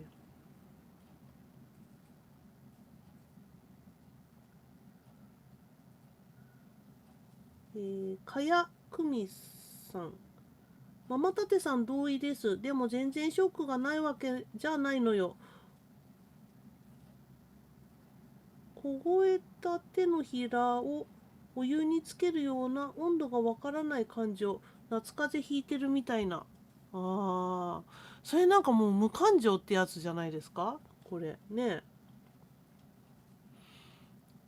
この一気に感情をなくしたっていうあれと同じじゃないかなと思います。ミント2さん、私も泣くという感情ではなくて大切な宝物がどっかに行っちゃった感じですね。ぽっかり穴が開いているっていうのが正しいかな。そうだよね。なんだろうね。不思議ですよね。なんだろうなっていう。でもみんなそうなってるんだなと思って、うん、しょうがない。しょうがないです。どうしようもできないね。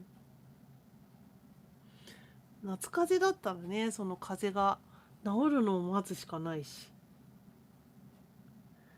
みゆみさん、人間と結婚したんだって。米どこかで見て笑ってしまった。いや逆にプーさんとさ結婚したとかさ、フィギュアスケートと結婚したとかも書かれてたよね。そんなこと書いてねえよみたいな。ベリーさん、もう新聞を買いに走ることはないと思います。うん。ないよね。またなんかね、第一子とかで出たら嫌じゃないまた。別に生まれてもショックではないんですけど、その新聞を買うっていう心境には正直ならないですね。全く。私はね。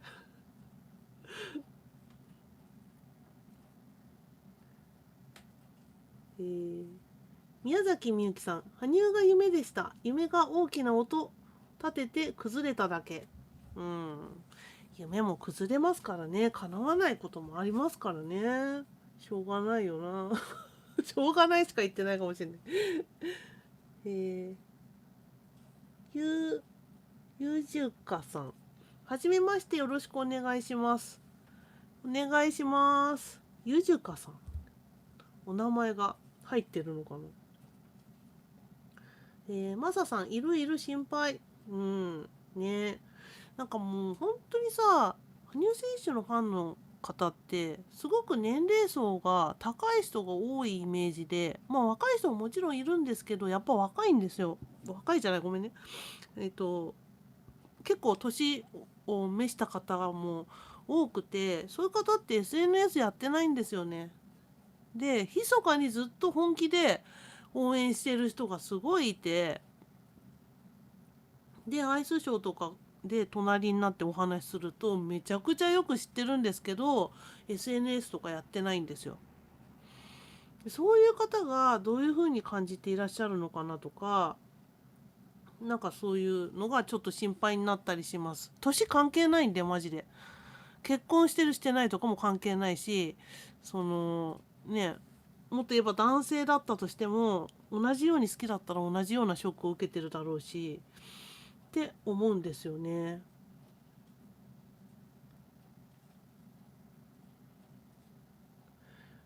斉藤直美、直美さん、空虚感や喪失感はほとんどのファンが感じたと思います。そうだよね。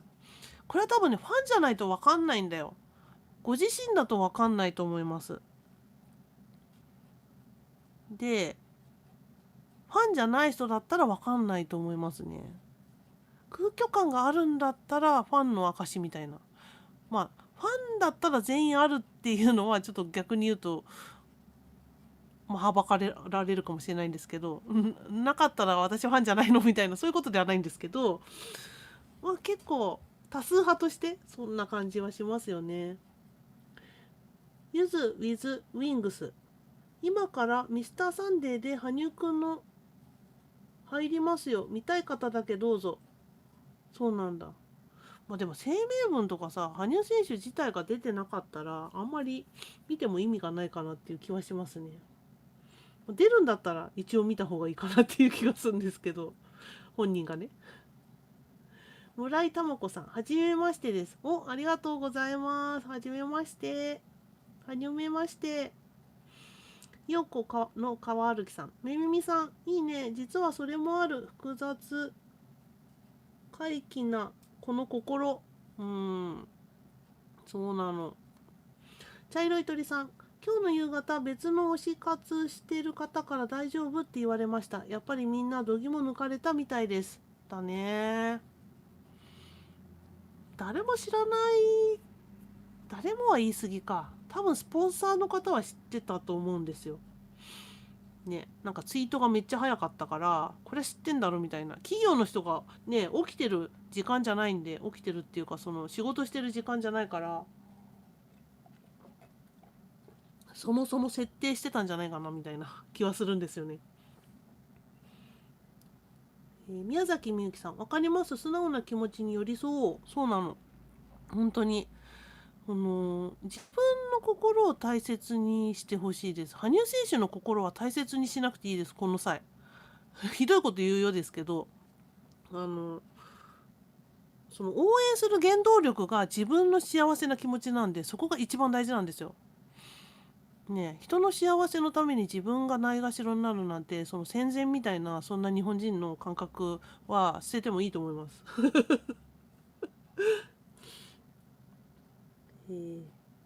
ハニープーさん、事故に遭った直後はアドレナリンが出てるから痛みに気づかない。だからとりあえず直後は祝福しちゃうんだよね。うん、そうだね。私も笑ったからな。そういう感じかな。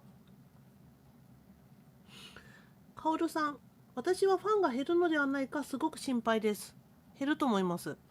しょうがないです。あのね、表だって言わないかもしれないんですけど、すっごい減ります。なので、まあでも、だからといって、次のアイスショー絶対行かねえみたいな人がいっぱいいるかっていうと、アイスショーは行くかもしれないんで、チケットの取りやすさが出てくるのは、その次のアイスショーが、どうだったかによる気がします。次のアイスショーはね、なんかみんな応募すると思うよ。そのやめようって思ってた人も。なので、そうですね。まあでも減ると思います。それさえもやらない人もいるだろうし、うん。まあなんでかわかんないけど、やっぱりショックなので、そのショックに耐えられなくて、やめてってもそれはしょうがないんじゃないでしょうか。ねえ、それぞれなんで。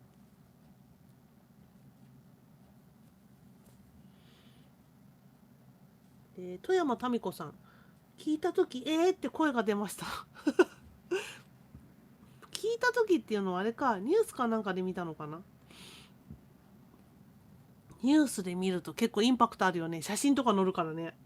私の場合はこう配信っていうか、その教えてくださった方が入籍したって書いてあったから、本人のその声明文をこう読みに行ったっていう感じなんですよね。パンキスさん、羽生選手は私にとってとても愛おしい存在です。ずっと応援してきたら、誰もがいろんな愛の形の感情があると思う。泣いたし、心にも穴も開いたけど、やっぱり羽生結弦が好きだ。うん、そうですね。あの、乗り越えてる感じがする。このコメントを読むと。うん。まあそこまでいかない人もいっぱいいるとは思うんですけど、私はね、なんだろうな。嫌いになるとかいう感情はもちろんないんですよね。嫌いにはならないかな。ただですね、私はまあ動画を作っているという立場で今、ここでお話しさせていただいてるんですけど、そういう意味で何の動画を作ったらいいかわからないというふうには思ってます。作ってる動画はあって、で、この作った動画を皆さんが喜んで見てくださるのかっていうのがわからなくて、ちょっと戸惑います。進まないですね。もう手つけられない。このまま進めていいのかどうかっていう感じに思ってますね。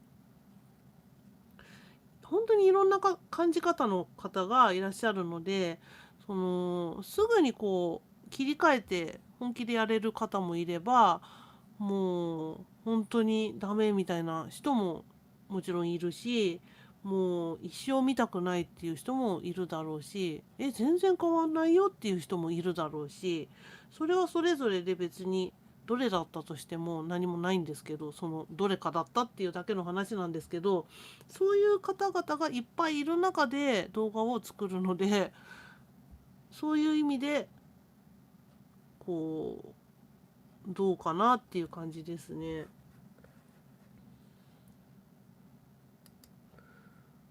ちょっとやってみようかな。実はですね、ここのチャット欄で、えっと、アンケートと Q&A っていうのをね、できるんですよ。アンケートやってみるか。ちょっと今作るね。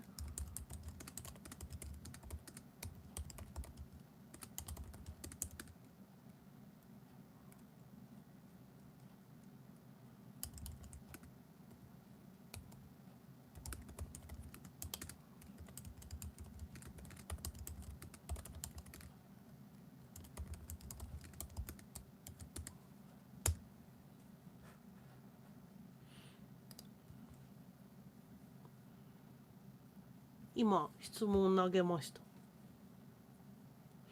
あなたは羽生結弦選手の顔を見たとき、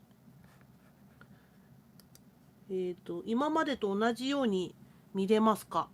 今現在の話ですね。今羽生選手の顔を見たときに前と同じように思いますかっていう話です。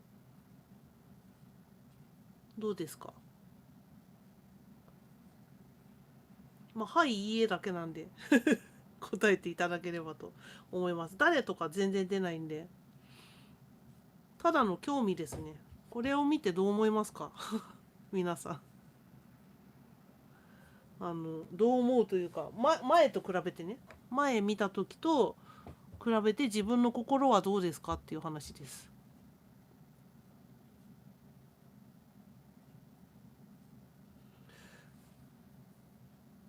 何人っていうのが出ないのか。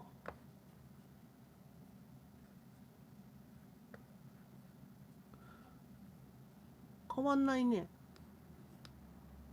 どうやって見えてるのかちょっとよくわかんないんですけど、今だと今までと同じように見れるっていう範囲の人が45% で、今ブって変わった。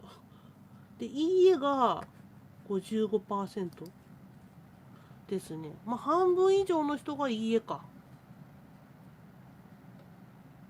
なるほどね。あ、出てる。何票って出てるね。316票、9票。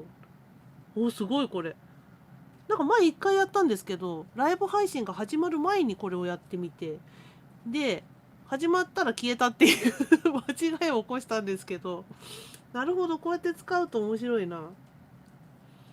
でも、これを見ると、大体半分よりちょっとだけ多いのが同じようには見れなくて、半分以下だけど、半分弱ぐらいの人が同じように見れるという感じか。なるほどね。これ聞いてみないとわかんないね、本当に。すごいね。この瞬間で2分前に聞いて344票、45票とか、すごいいっぱい答えてくれてる。ありがとうございます。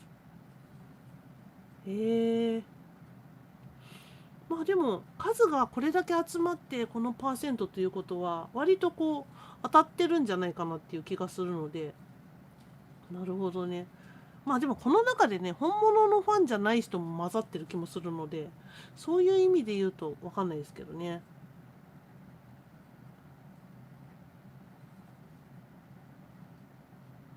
なるほど。うーん。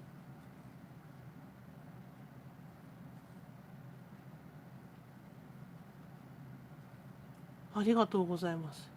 アンケート終了しよう。今、はいが 48% で、いいえが 52% ですね。ありがとうございました。なんか参考になりました。意外とこう平気な方もいらっしゃるっていうので、面白いですね。聞いてみるの。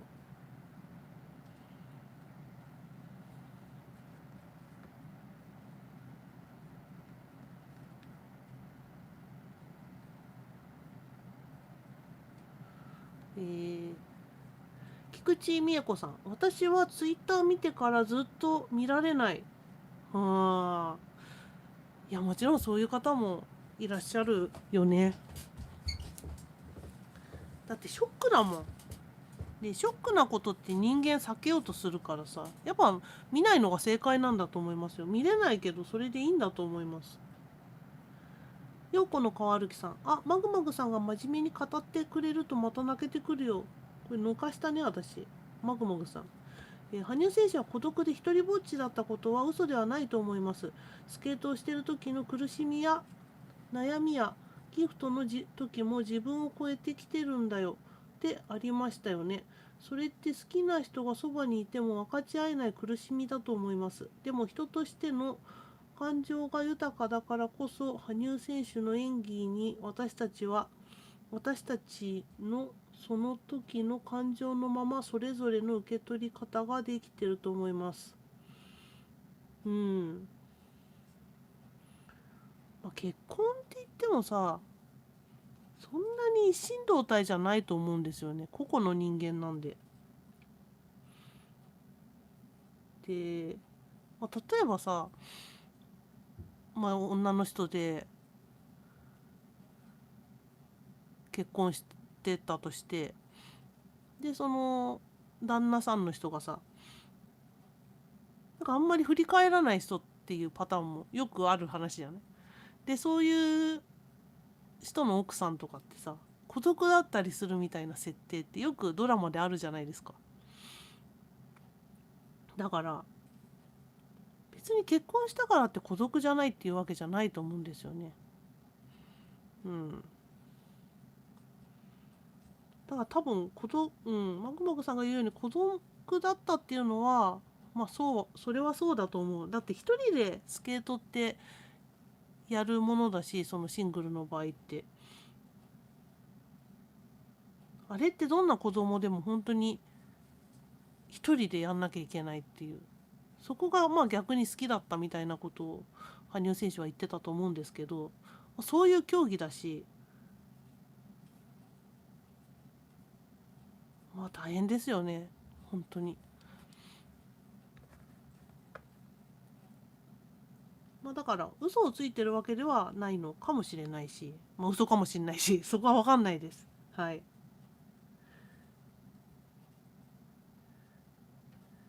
宮崎みゆきさん、いつか終わる夢、新しい世界へ歩き出そう。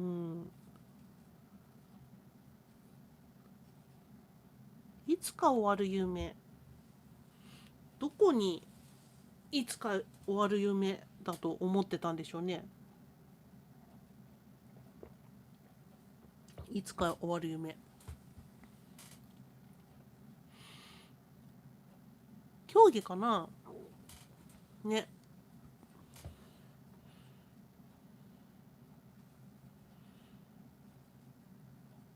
オリンピックでこう金メダルを2個取ってその後みたいな、そんな感じなのかな。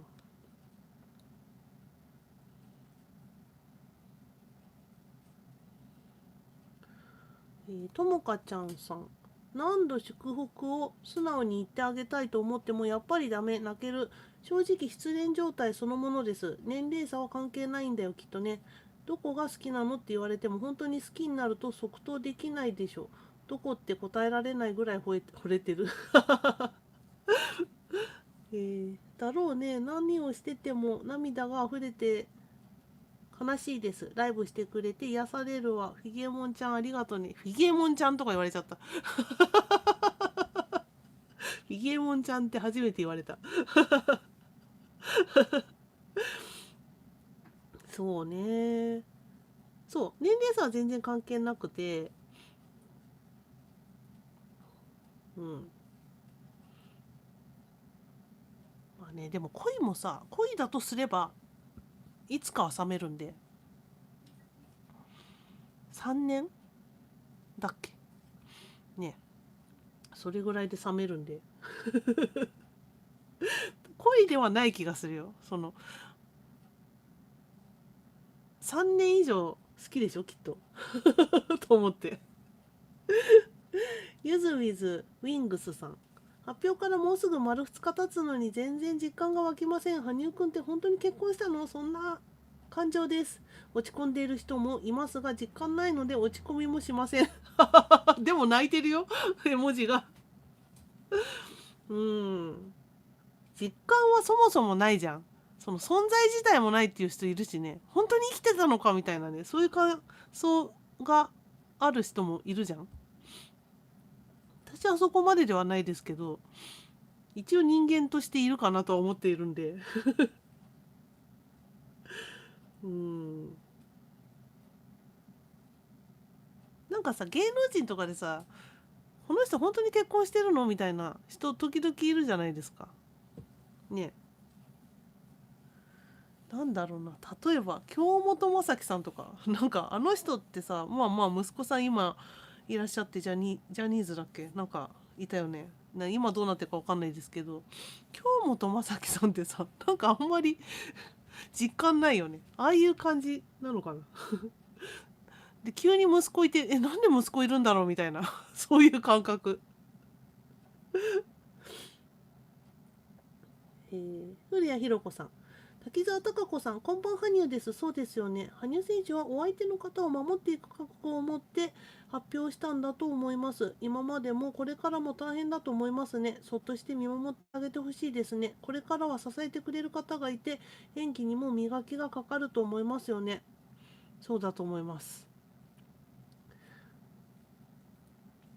まあでもね、今はこれだけファンがいて、とても人気があってっていう状態ですけど、これって羽生選手にとって幸せなことだと思うんですよね。見てくださる方がいることが全てだなっていう言葉がよくあると思うんですけど、本当にそれで、お相手の方を守るほど注目されてるっていうのは、逆に言うと幸せなことなんですよ。確かに大変ではあると思うんですけど、フィギュアスケートを邁進していく上ではとても幸せなことというか、なので、そこがこう守っていくほど人気がずっとあることがを祈ってます。わかんないのでね、こればっかりはみんなの気持ちなんで。ピコさん、ファンみんなの羽生くんじゃなくなったから切れてますけどそうですね。しょうがないよねしょうがないなランビルさん、19歳学生です。よろしくお願いします。昨日ツイッター見て発狂してしまいました。ランビルさんっていう名前からランビエールさんのファンなのかなって今思っちゃったんですけど違うかな、違うか。びっくりするよね。だって私たちだってずっとね知ってたけどびっくりするんだからさっていう。ヨシリンさん、これからは羽生選手でなくて私たちのファンの気持ちの持ち方にかかっていると思う。今日のくまちゃんすごく素敵。ありがとうございます。うん。本当賛否両論あると思うんですよね。なんか誰もこんなこと言ってないから、なんだろう。おめでとうっていうのが当たり前だろうって思ってる人もたくさんいるのは知っているんですけど、でも、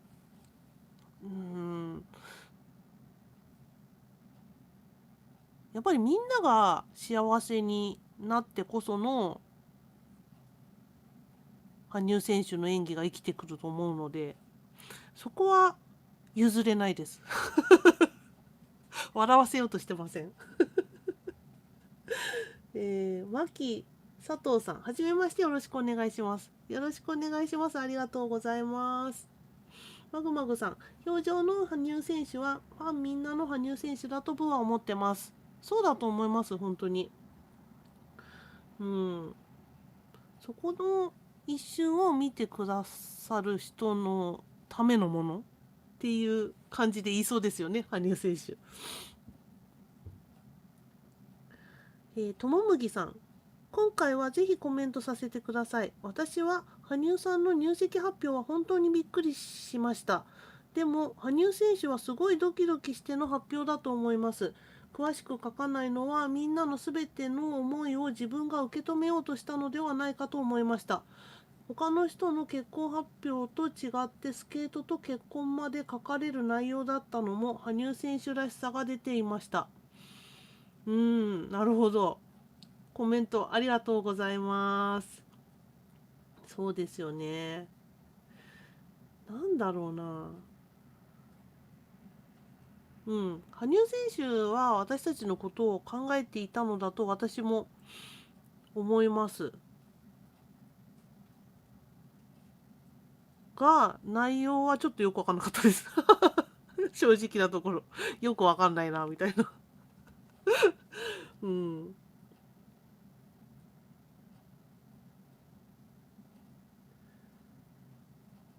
なんかね、ビビってる感じは出てました。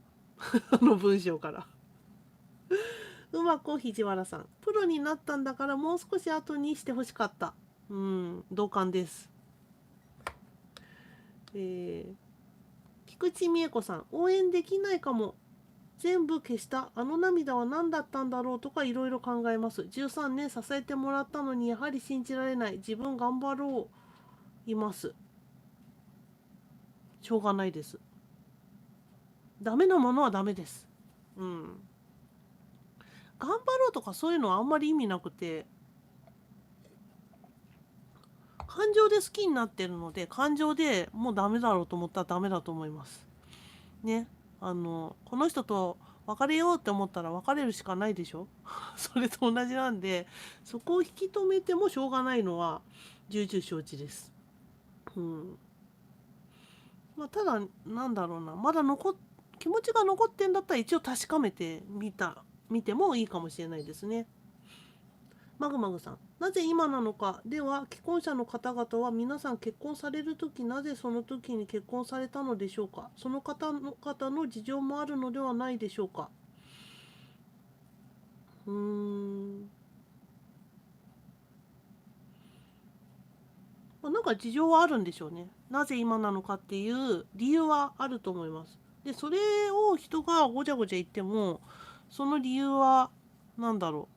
自分のことだからね。まあ、それで決断してるから、それしかないというか、です。うん。ただ他の人が見た時に本当にそれがなんだろう、その人気を司るそのものとして合ってるか合ってないかっていうのはなんか言いたくなるところはあるかもしれないですよね。ただそれを分かってたとしてもその通り行くとは限らないじゃないですか。ねえ。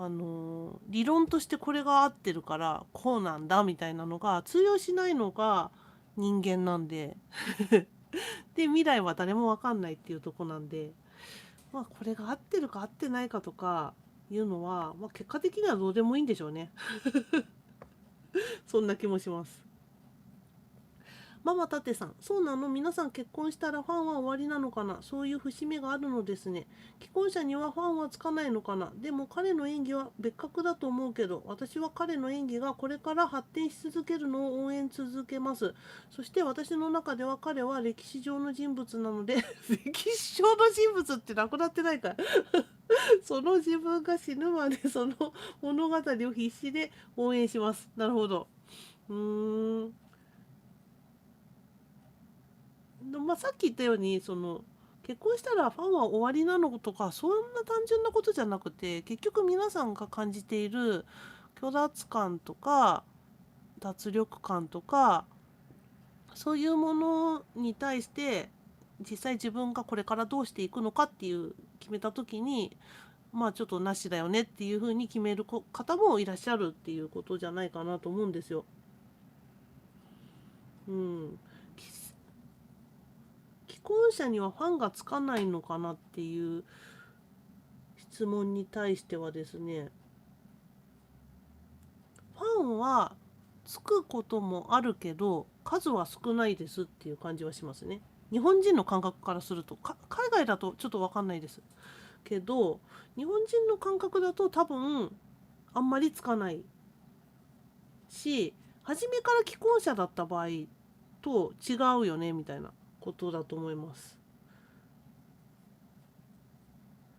だから例えば小田選手だった時に、今もそうだけど、確かスケートやってる時に結婚されたと思うんですよね。で、小田さんのファンの人はそこで辞めた人もいるんじゃないかなと想像しますよ。なんとなく。ただ全然わかんないけどね、その時に小田さんのファンの人がどんな感じだったのかっていうのを確かめてないので、ちょっとあんまりよくわかんないんですけど、なんか一般的に言えばそんな感じの人もいるんじゃないかなというのが感想です。アンネさん、初めて参加させていただきます。今おっしゃっていた年配のファンの一人です。娘からお母さん大丈夫って LINE が来ました。大丈夫かどうか分かりません。どんな気持ちか聞かれました。驚きとショック、何がショックかも分かりませんでした。昨日一日中ギフトの映像を途中で切れてるパターンなの。あった。ごめんなさい。文章の途中で送信しちゃいました。いっぱい書こうと言いたいことがありますが、心が右往左往してます。ありがとうございますね。そういう方がコメントしてくださると、なんかやった甲斐があったななんて思ったりしますけど、そうですよね。なんか、とはいえ2日っていうところがあるので、アンネさんの今どんな状態かわからないっていうのも全然普通のことじゃないかなと思うんですよ。私もそうだし、多分変化するんだろうなと思ってるので、自分でこう心を見ていこうかなと思うんですけど、今のところはですね、さっき見せたこの写真、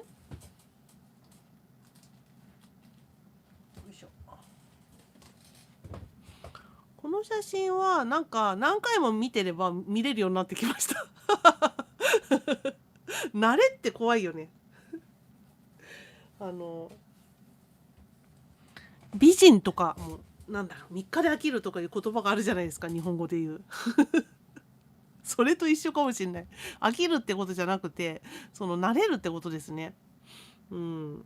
だから人間みんなそういうところはあると思うので、今すごいショックでもこう見ていけば見れるかもしれないし、でも最初はうわって思うと思うので、こうだんだん慣らさせていくみたいな。慣らさす必要がないぐらいショックだったらやめればいいしとかいう感じですかね。一元さんさん、今日のファンは今のファンは減るけど、これを機に羽生くんを見てみたいそう。入籍落ちも確実に増えると思う。行ってこいって感じで若干プラスかも。男性ファンが増えるかも。キムタクみたいに。なんかそうだと思います。増えてはいくとは思うんですけど、この時期じゃない方が増えたんじゃないかなって私は思うんですよね。っていう、個人的な意見ですけど、一回減ってまた違う魅力を出してそれで増えていくっていうのでも全然いいだろうし、本当にそうなるかどうかも分かんないんで、増えないかもしれないし、本当になんか分かんないですね。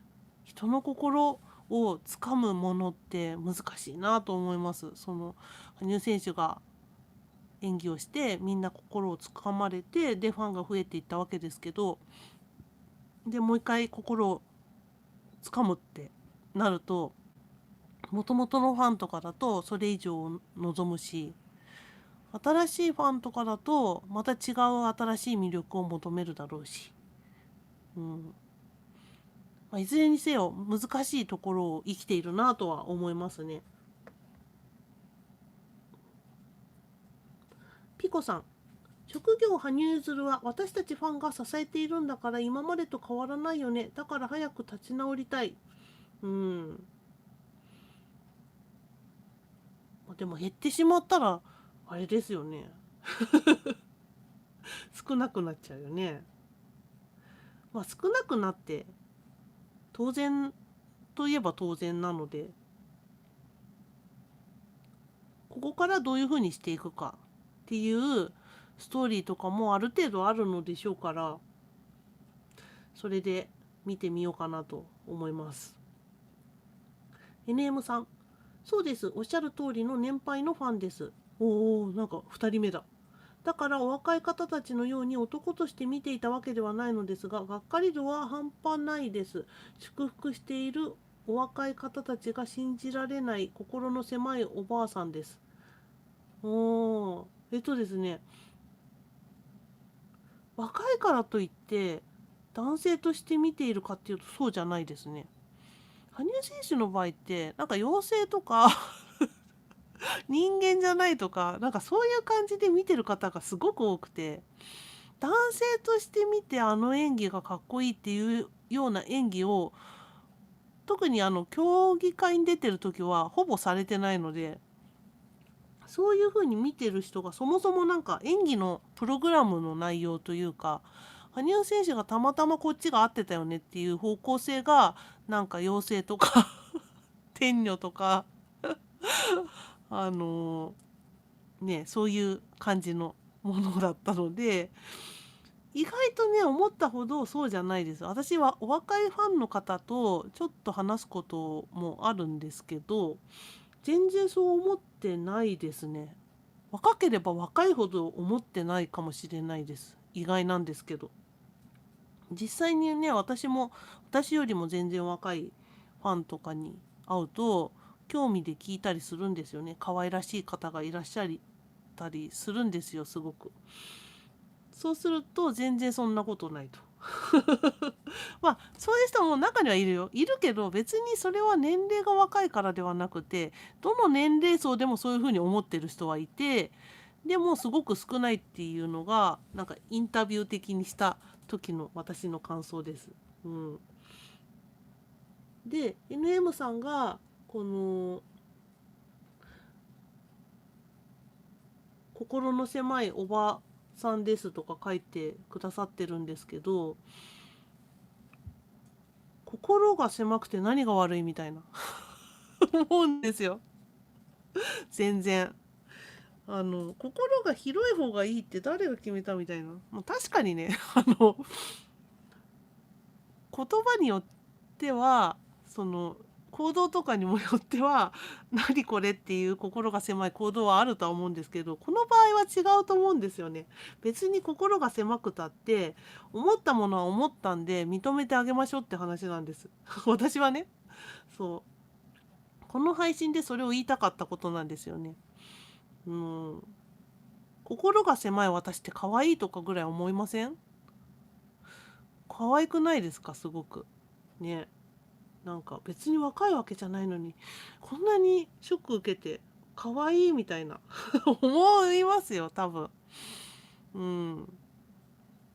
でも自分だと思わないんだよね。そう。多分この NM さんに会ってお話聞いて、私は多分可愛いなとか思ったりすると思います。そう。そういうふうに思う人間がいると思うだけでいいじゃないですか。春夏秋冬さん、半世紀プラスアルファ生きてますがショックです。まだ唖然としているのですよね。生きてるうちに羽生結弦くんのアイスショーに見に行くのが生きている目標でした。多分目標は変わらないと思うけど、今までのように無我で見れるかはわからないです。うん。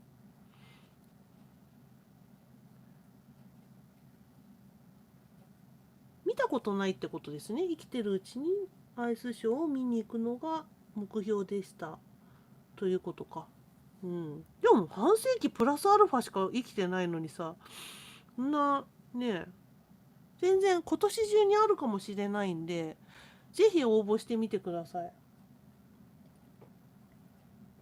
ね、あの、どこでやるかわかんないけど、まあ次はね、いろんな場所でやってくれるかもしれないんで、どちらに住んでるかわかんないんですけど、地方の方だとしても、ちょっと頑張っていけるかもしれないので、ぜひどこでやるのか見て、行ってみてはいかがでしょうか。滝沢貴子さん。我が家の娘も息子も羽生さんの年には結婚して子供もいました。まあね。まあ、ただ、世界の羽生結弦ですからちょっと様子が違うかなっていう気もしますけどね。イント2さん。今度届くアイラは開封を少し後にしようかなと思ってます。素敵と心から思える時期まで少し置いておきます。確かにな。ねえ。結構アイラきつそうだもんね。今見ると。きつい人にとっては結構きつそう。あの表紙を見るとね。なので、ミント2さん、正解だと思います。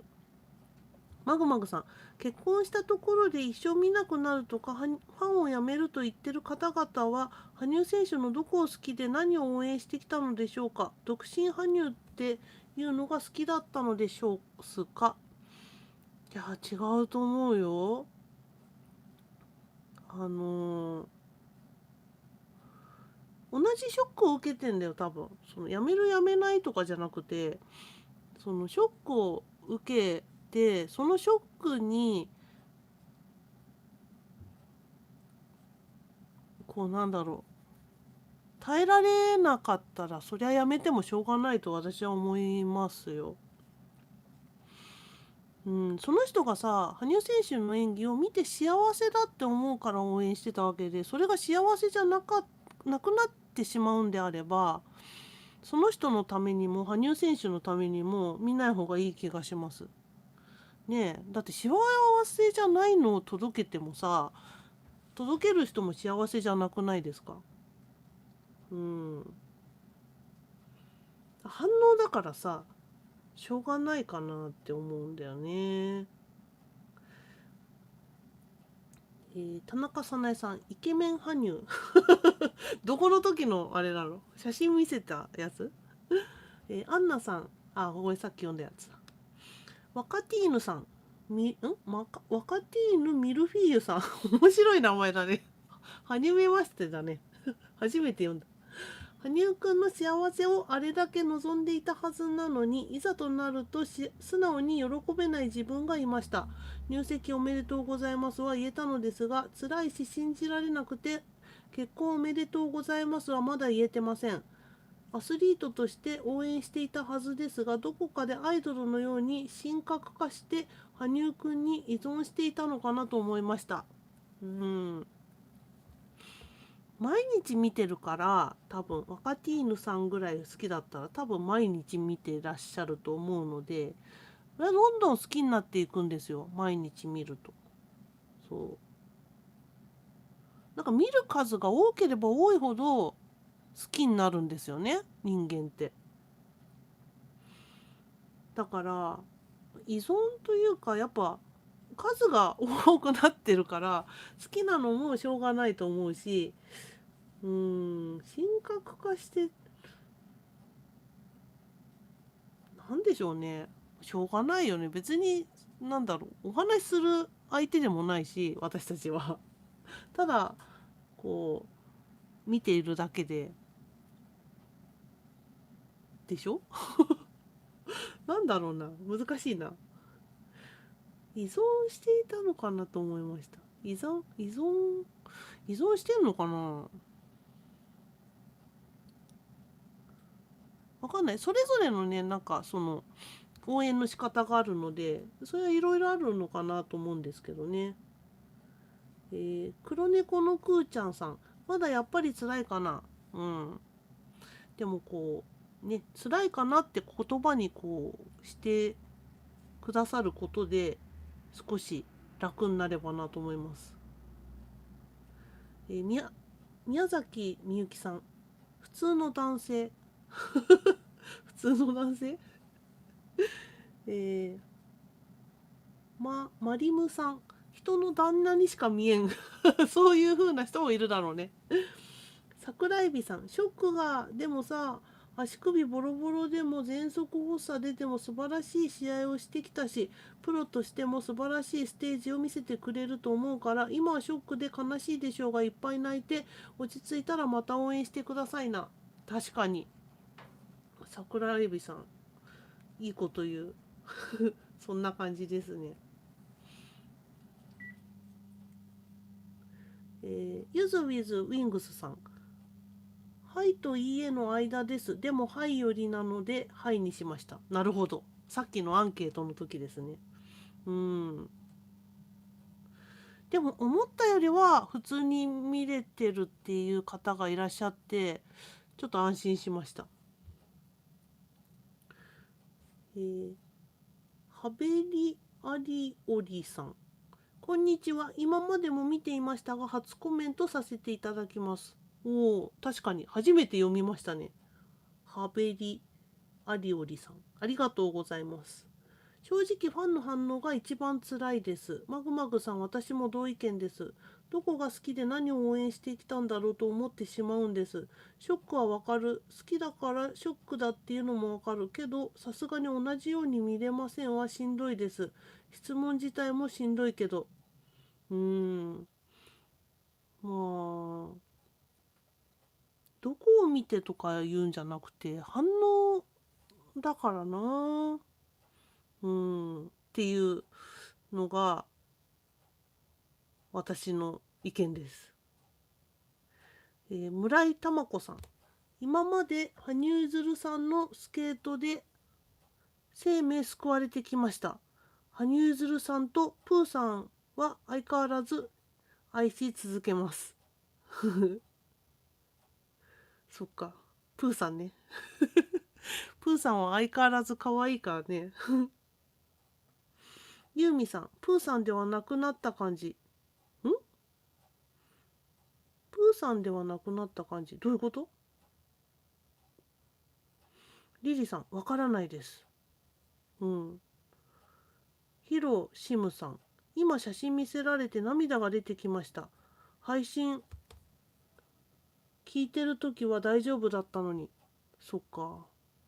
反応ですね。反応なので。どうしようもないかな。ちょっとコメントが今どっか行っちゃったな。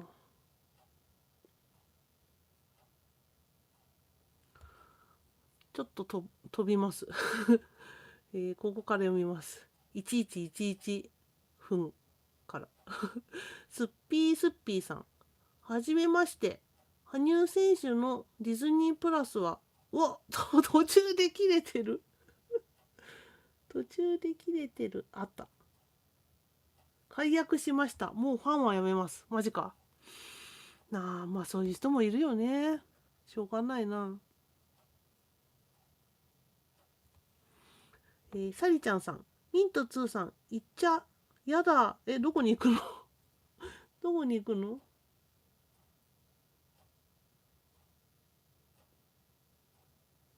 あ、プロレスの人を一緒に押そうと勧誘されたって。私はハニーファンをやめてプロレスの人を押すことになるらしいって。絶対プロレスはないと思うんだよね。フィギュアスケートから真反対でしょ？プロレスって。それはない気がするよな。なんだろうな。フィギュアスケートに近いのは宝塚とかさ、あとはバレエとかさ、なんかそっちじゃない？あとは音楽とかね。っていう気もするんですけどな。えーと、エンちゃんさん、ミントツーちゃん笑えて確かにプロレスってさ、マグマグさん、サリちゃん、ミントツーちゃんはどこへもう行かないよって。ミントツーさん私知ってるからさ、お会いして何回も話したことあるからさ、プロレス絶対好きじゃないだろ。リリーリリーさん、はじめまして。今ずっと聞いてますが、かわいそうです、羽生さん。あーだこーだ言われて泣きながら聞いてます。あーだこーだ言われて何が？あーだこーだ言われてる？これどこがどのコメント？かやくみさん。プオタにされちゃう人がいるのか。プオタって何？プロレスのことプオタっていうの？知らなかった。村井珠子さん。大好きこの写真。さっき写真見せた時のかなこれ。パン吉さん。やっぱりかっこいい写真。よかった。MN さん。リーリーさん。私もそう思います。あだこうだ言われてって何のことがあだこうだなの？ハベリアリオリさん。時間が経てば好きだったプログラムが見たくなるのかもしれませんね。それもあると思います。ママタッテさん。そうだね、めちゃくちゃかっこいい。おお。よかった。春夏秋冬さん。ファンは入籍してもやめません。既婚者になっても変わらないです。ただ今は虚しさ、なんだかわからないです。キャー写真見せないで。そっか。いろいろあるね。うん。ただ、一つ言えるのは、その、皆さん感じ方はそれぞれだということです。で、こうやらなければファンじゃなかったんだとか、そういうふうな意見はちょっと違うんじゃないかなって私は思ってて、その、それぞれ思うことが正解です。それぞれの個々の方が思うのが正解なんで、やめるからといって、それがなんだろう、こう叩かれるようなことじゃないと思うし、それ言わないで去っていく人の方が多いと思うので、言葉にしているだけなんか、勇気があるなと思うから。うん。まあそうじゃなく言ってる方もいるのかもしれないんですけど、まあとにかくいろんな考え方があって、こんなに考え方がいっぱいあるのに、そんな人がみんな羽生選手の演技が好きだっていう人がすごく多くて、それがすごいことなんじゃないかなというのがありますね。マグマグさん、写真は見てもかっこいいと思う気持ちは変わりません。よかったです。エンちゃんさん、やっぱりイケメン。うん。リリーさん、写真は見れます。見場がいい。あの、徹子さんですね。陽子の川きさん、プイテザさん、そうみんなも言ってたよね、幸せになってほしいって。でもやっぱり羽生結弦は思ってたよりずっと深く人の心に入り込む存在だったんだよね。怖いぐらいに。だから今はみんな動揺してるんじゃないかな。そうだね。その言ってみれば芸術で心を動かすというのがなんか羽生選手のスケートなわけで、そこに惹かれてね、みんな好きになっている方が多いと思うので、まあ、そうじゃない人もいると思うんだけど、やっぱ動揺はするよね。その好き度合いが結構大きい人が多いからね。みやこさん、今はそっとしておく思いやりが羽生選手にもファンにも必要な時だと思ってます。うん、そう思います。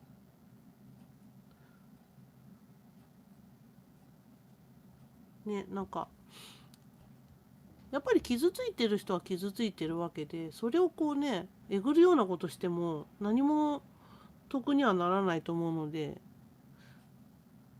しょうがないよね。傷ついてると思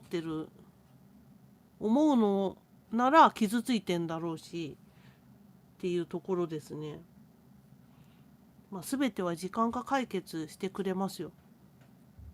いい方向に行くかどうかわからないけど、解決方法はなんか時間は一つかなっていうふうに思います。斉藤直美さん、私も写真を普通に見れますね。よかった。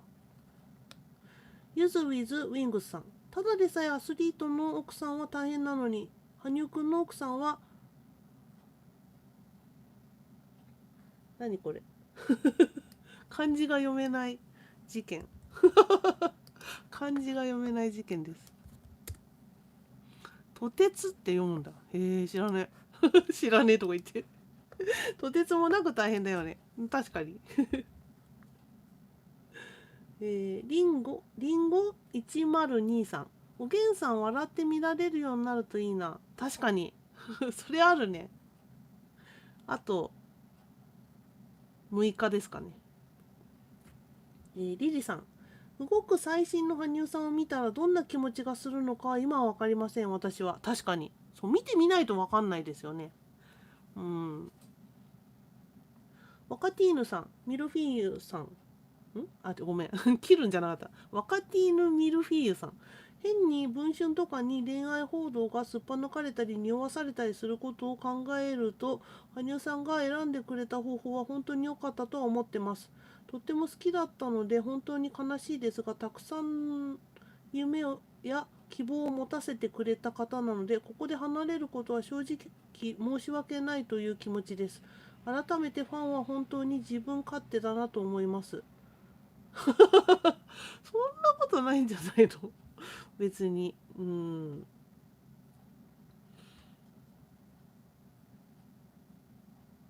だってさ、ちょっと比べるのもあれなんですけど、ね、結婚されてる方がいて、で、離婚とかいっぱいあるじゃないですか。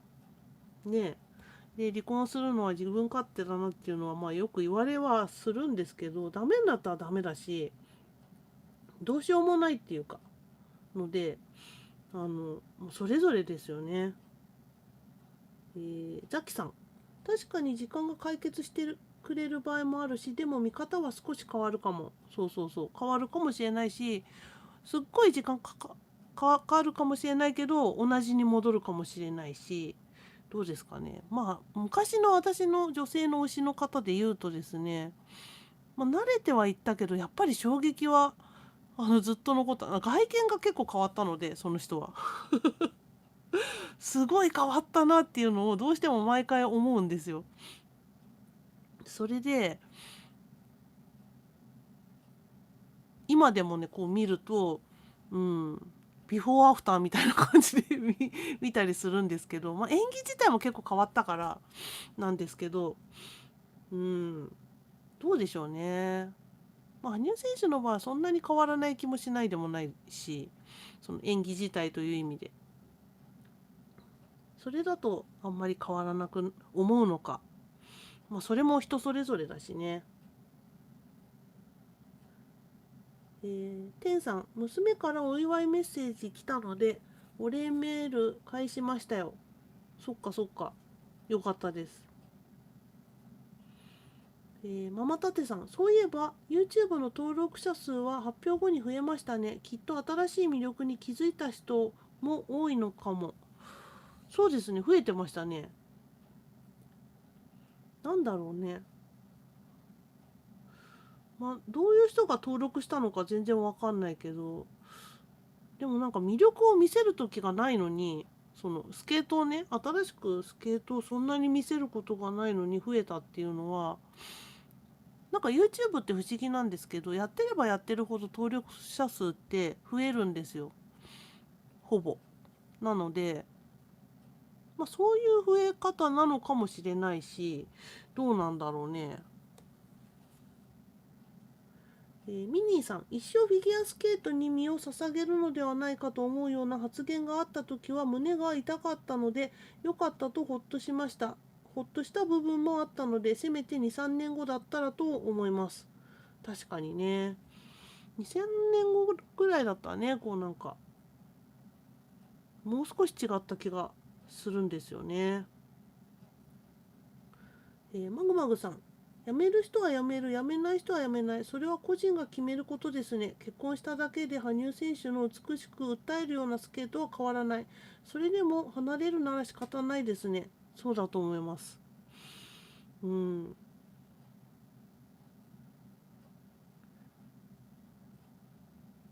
まあ、好きで推してるから、好きで辞めるみたいな、そんな感じなんですかね。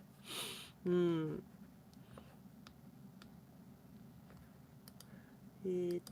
とも、ともむぎさん。皆さんぜひ鳴らして応援していこう。そうですね。慣れは慣れるよね。何回も見てると。えー、ハベリアリオリさん。プロローグ後のライブ放送でマグマグさんとロミジュリアンって言ってた頃が懐かしいです。なんか、ファンの反応の方がしんどい。ロミジュリアン。ロミジュリアンって言ってた。シンプロがロミジュリアンとかそういう話うーん。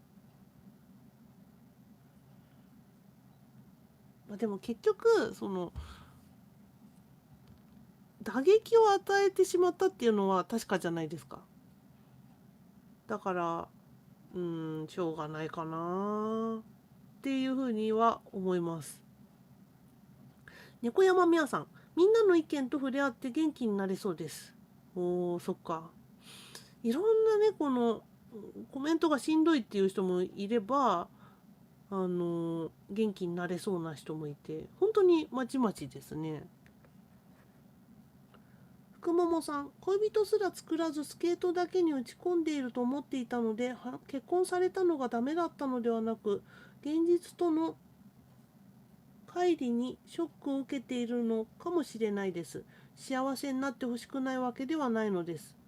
多分ね、幸せになってほしくない人なんて誰もいないと思うんですよね。だったらファンじゃないと思うので、それはもちろん心の中にありつつもっていうところだと思います。女心ってやつでしょうか。ユーミさん、4回転アクセル飛ぶのかな、危険なこと回避してきそう。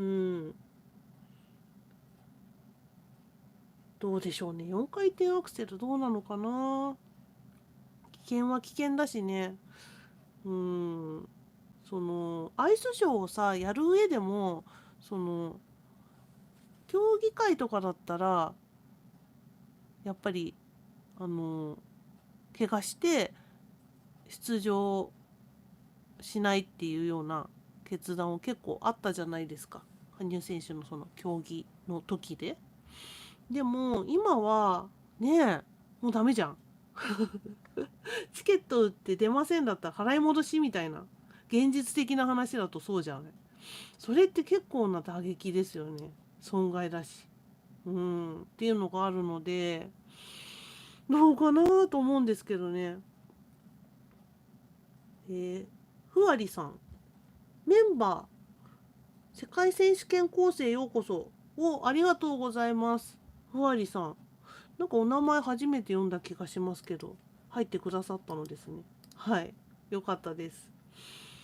ねえ、この前はね、ライブ配信を、コラボ配信で初めてやってみて、マグマグさんとパンキチさんで入れ替わりで、コラボライブ配信をしたんですよ。ね、ちょっと面白い機能で、こっちの普通の配信でも、なんかいい感じで、いいタイミングであれば、コラボ配信してもいいかななんて考えてはいたんですけど、でも今回はね、絶対コラボ配信は違うのでやんなかったっていう感じです。はい。ただ世界選手権コースだとあれだですね。ライブ配信はついてないのであれなんですけど、うん。ようこそお越しくださいました。はい。でもこのタイミングで入ってくれるっていうことはね、羽生選手のそのこれからも応援していくよっていう表明みたいなもんなんで素晴らしいです。クジャ A さん、まだ気持ちの整理はつかないけど、やっぱり羽生選手の演技や外にもいろいろ好きなので、外にも外ってなんだ。ファンはやめられない笑いって外って何、外見ってことかな。どれのことなんだろう。ね、まあクジャ A さんもね、結構アイスショーに行ったりとか、メンバーになって結構経ちますけど、すごい好きなんだよね。だからそうだよね。まあ別にやめる必要もないし、あの今までと同じ気持ちになるかどうかは分かんないですけど、まあでも演技自体も今までとは違うでしょうから、えー、ふう K さん、羽生結弦さん、ある意味男前増しました。可愛いだけじゃなく、大人の男の魅力も増して素敵なんじゃないかと思う。みんな時間経ったら違う感情になるかな。彼のスケート魂、強い心に惚れてる。推しには変わりない。入籍落ちか。いいこと言うね。なんか意外と入籍落ちとかいう言葉があるので、そういう方もいるのかな。ちょっと私あんまりSNS 見てなかったから分かんないんですけど、うん。まあ演技自体はそりゃうまくなっていくかなと思いますよね。だってそれで生きていこうっていうふうに決めて、ね、もしかしたらファンが減ってしまうようなことを発表し、で、ね、次演技見せるわけですから、きっと気合入ってね演技見せてくれることじゃないかなと思います。みこさん、写真見てやっぱり羽生結弦選手推しは変わらないなと思って、これから羽生選手をなしの方が辛いです。そう、なしの方が辛いっていうのはわかる。本当に。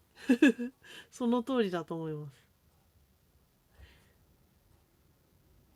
かやくみさん、ショックを受けてることにショックを受けてる人が割といそうだ。ああ、そうだね。初めて感じるみたいなね、人も多いかな。っていうのも、羽生選手のことが好きになった人って、初めてこういう人できましたっていう人がめちゃくちゃ多いんですよ。なので、多分今回のことも初めてですっていう人がめちゃくちゃ多くて、だから戸惑ってるっていうのが正直なところなんじゃないかな。えんちゃんさん、ゆずるくんのスケートは一生私は見たいです。うん。ね。できなくなるまで見たいですよね。宮崎みゆきさん、自分の感情と向き合い苦しんでる今、いつか。うん。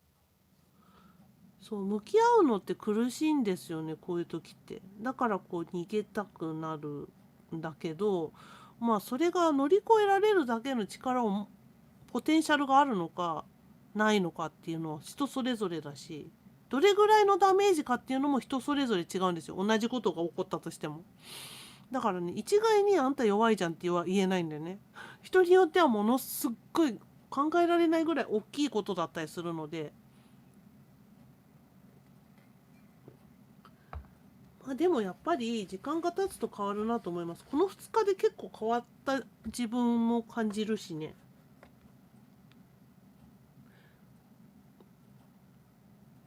ママタテさん、ハベリアリオリさん、ファンの反動がしんどいというのは分かります。私は単純に羽生さんが結婚したらみんな喜ぶと勝手に思ってました。そこが理想と違って驚いてます。なるほど。うん。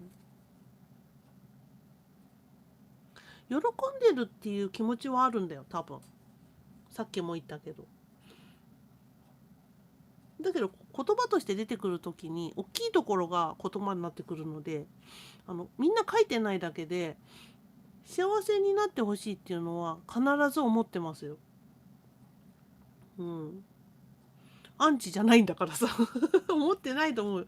思ってないわけないと思うんですけど、それでもやっぱりこう激しくこうショックを受けたりとかするとそっちが言葉になってしまうっていうことだと思います。ハベリアリオリさん、今日仕事しんどかったから寝なきゃ、これを機にちょくちょくコメントすることにします。おやすみなさい。マグマグさん、トークの大ファンです。おやすみ。おお、マグマグさんのファンだ。ありがとうございました。はい。リリさん、妖精イメージだったのに、プライベート関係で生身の男な部分を見てしまって感じでイメージ崩れるとかかな。うん、そういう場合もあるかもね。なんかいろんなパターンがありそうですね。羽生選手の場合ってどう思ってるかがいろんなパターンがありそうで。ただ、うん、妖精と思ってる人もいるだろうし、人間と初めから思ってる人もいるだろうし、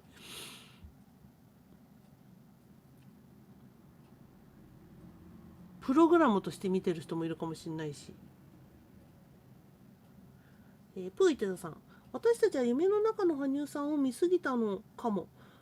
今回は男の羽生さんが出たからショックが大きいの。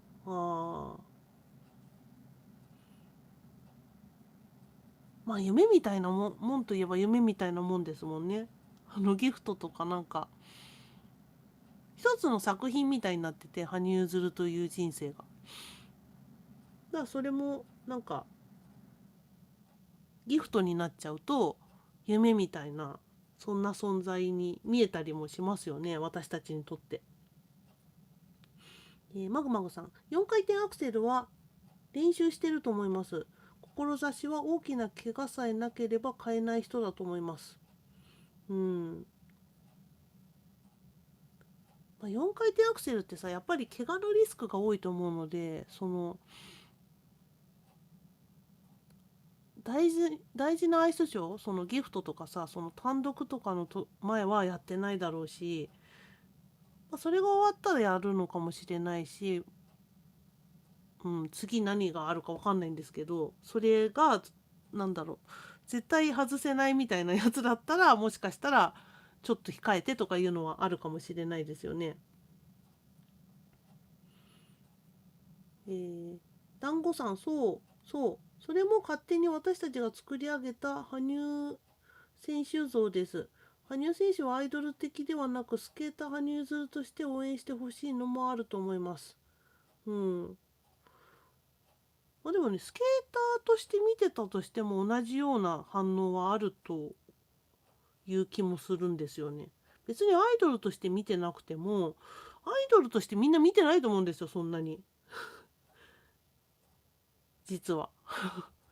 テレビとかの人とかからすると、そういう風に見てるように見えるのかもしれないんですけど、実情はそんなにアイドルとして見てる人は少ない気がしてて、ただ結局グッズとかさ、あって買ってるとアイドル的に見えるのかもしれないですけどね。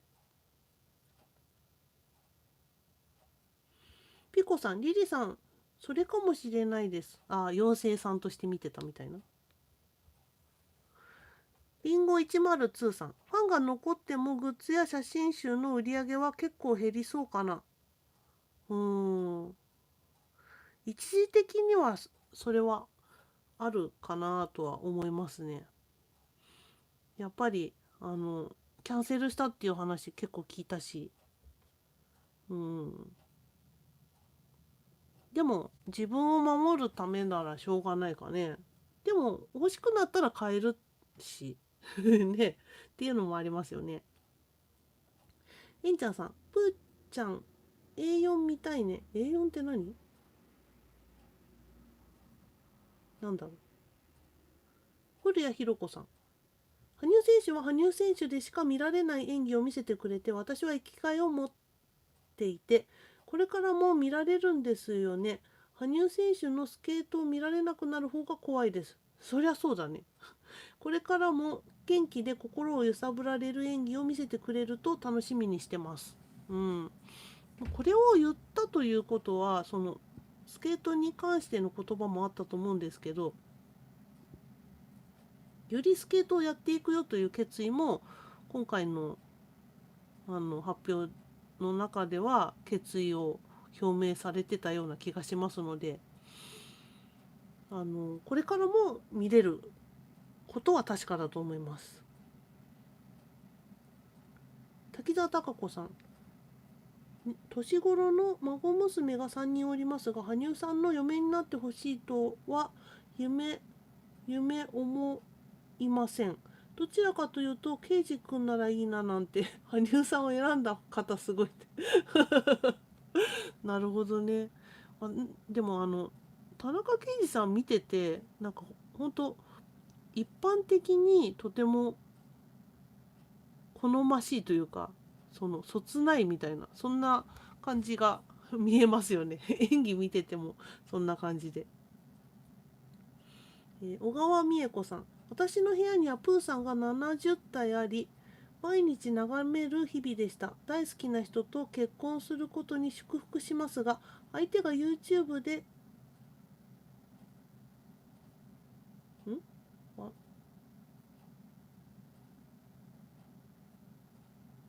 ああなんとかさんと聞き、誠実な羽生さんと会わないと大泣きしました。多分この人じゃないと思いますよ。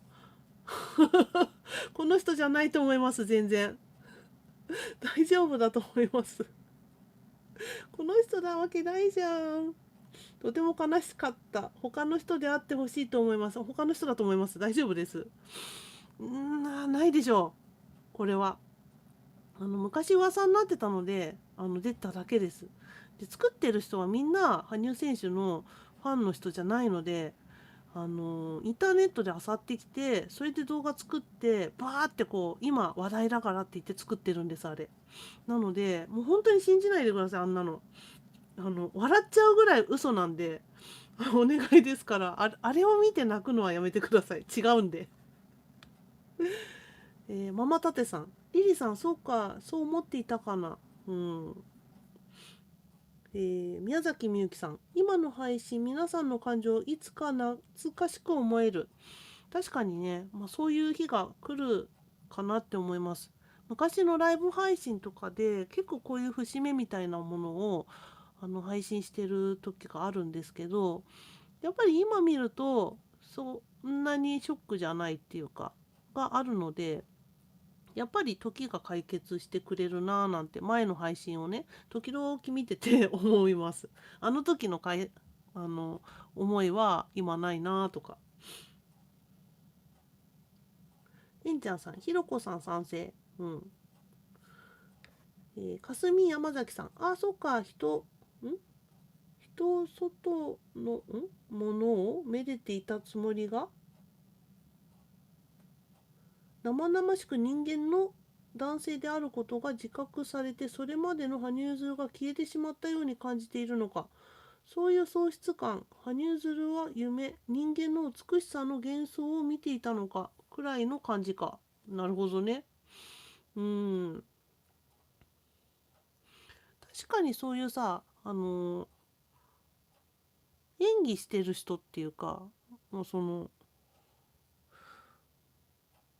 うアスリート全体にも言えると思うんですけど、そのスポーツをやってる瞬間しか私たち見ないじゃないですか、ほぼ。ね、羽生選手の場合はなんか需要があるからいろんな場面を、見たことあるとは思うんですけど、なんかあのーマラソンのさ、高橋さん、金メダル取った Q ちゃんって言われてる高橋さんとかってさ、なんか金メダル取ってる時になんかお付き合いされた方がいるって数年後になんかおっしゃってて、と思って聞いたことがあるんですけど、やっぱり私たちは高橋さんがこう一生懸命マラソンをしてるところしか見てないから、あんなに大変なことしてんだから、ねえ、そりゃあ忙しくて大変だよねみたいな、あの努力しているところしか見てないからさ。だけどそういう話を聞くとかなりびっくりする。羽生選手の話を聞いた今回と同じような感情を持つかっていうと推しではないのでそれはないんですけど、でも驚きっていうのはなんかあるなと思って。うん。特にこのプログラムってさ、その一つの世界観を作り上げるみたいなものなんで、人間っぽくないですよね。確かにその人間技じゃないものをやって得点を取って一番になってるわけなんで。クリスタルムーンさん、今は受け止めきれなくてもスケートを滑る姿にちょっと砂漠な今だから落ち着いてから羽生結弦のスケートがまた見たくなったら戻ってきてほしい。うん。私は羽生さんのフィギュアスケート世界観が大好きです。みんなに見てもらいたい時の職業羽生結弦モードの時は360度いつ何時でもどこからでも見られる覚悟で世界観を作ってくれます。私はそれを見たいし見続けます。うん。今度はどんな世界観を作ってくれるんだろうね。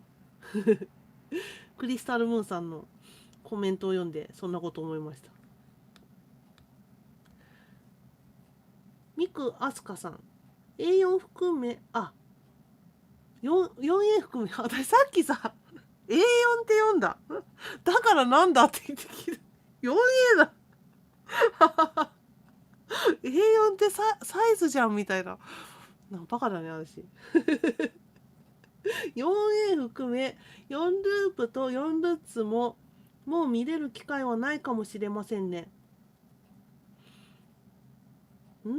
どうなんだろうね。わかんないな。練習すれば今もできるだろうし、どっちの方向でこうやるのかもわかんないから、うん。マグマグさん、アッコタンメン、そうだね、見てみたいね。羽生選手は常にファンの期待に応えようとする方ですからね。何を見たいってんの？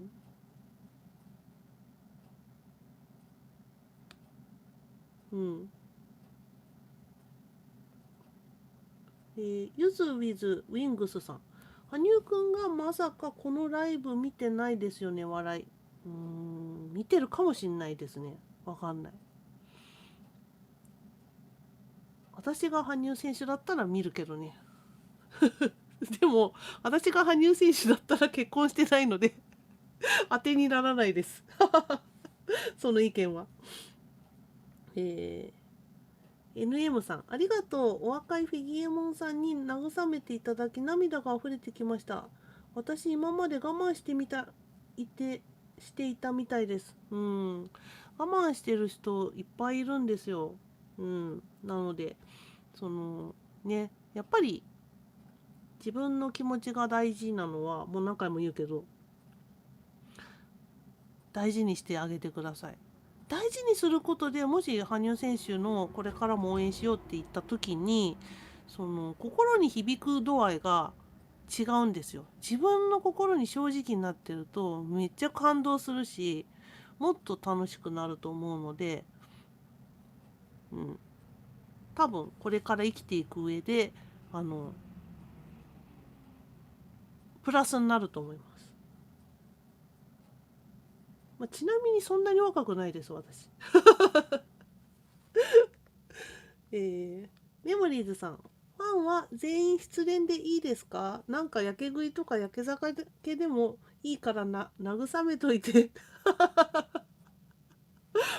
ンは誰に向かって言ってんのこれ。ファンは全員失恋でいいですか？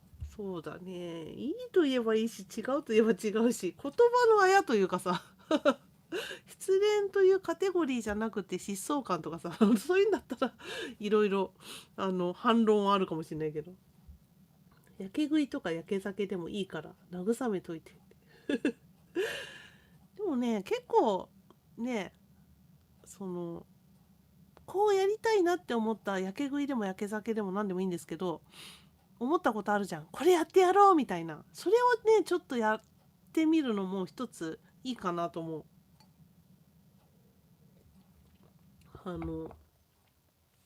それもさ、自分がこれやると落ち着くかもみたいな案の一つかもしれないので、わかんないですけどね、やってみるのも一つですよ。よいしょ。ボトルが開きました。開いたけどめっちゃいっぱい入れた今。いっぱい入ってる。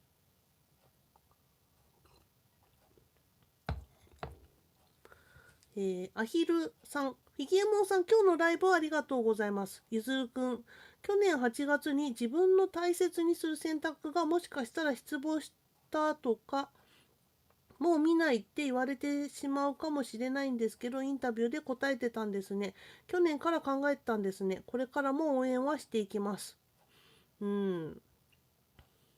これが今回のことというふうには確定ではないとは思いますけど、そうかもしれないし、これがこの発言って、プロ転向の時に言われた言葉だと思うんですけど、このプロ転向することにかけてるかもしれないし、今回のことをこの時に決めてて1年後を見据えてたのかもしれないし、それはなんか聞いてみないと分かんないですけど、あのまあそのプロ転向した時に向けていってた可能性もあるということはちょっと覚えておいてください。マグマグさん、ミクアスカさん、なぜそう思うのですか？羽生選手はレベルも落とさずもっと上手くなるために練習してますと言ってくれてます。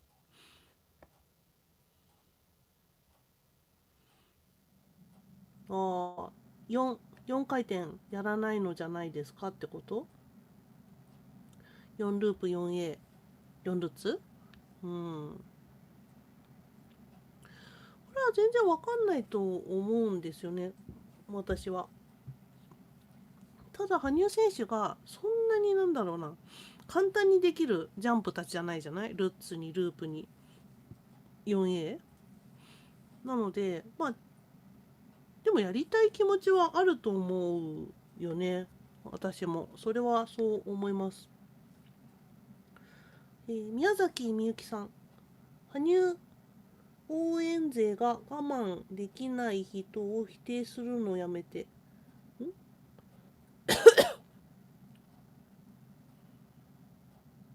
そんなコメントあった？うん。そう、我慢できないのもそれもしょうがないと思いますんで、我慢できないっていうか、なんだろうね。もう見たくないから見れないですっていう。それも一つのその方の、なんだろう、判断というか、これなんで、これは尊重されるべきことかなと思います。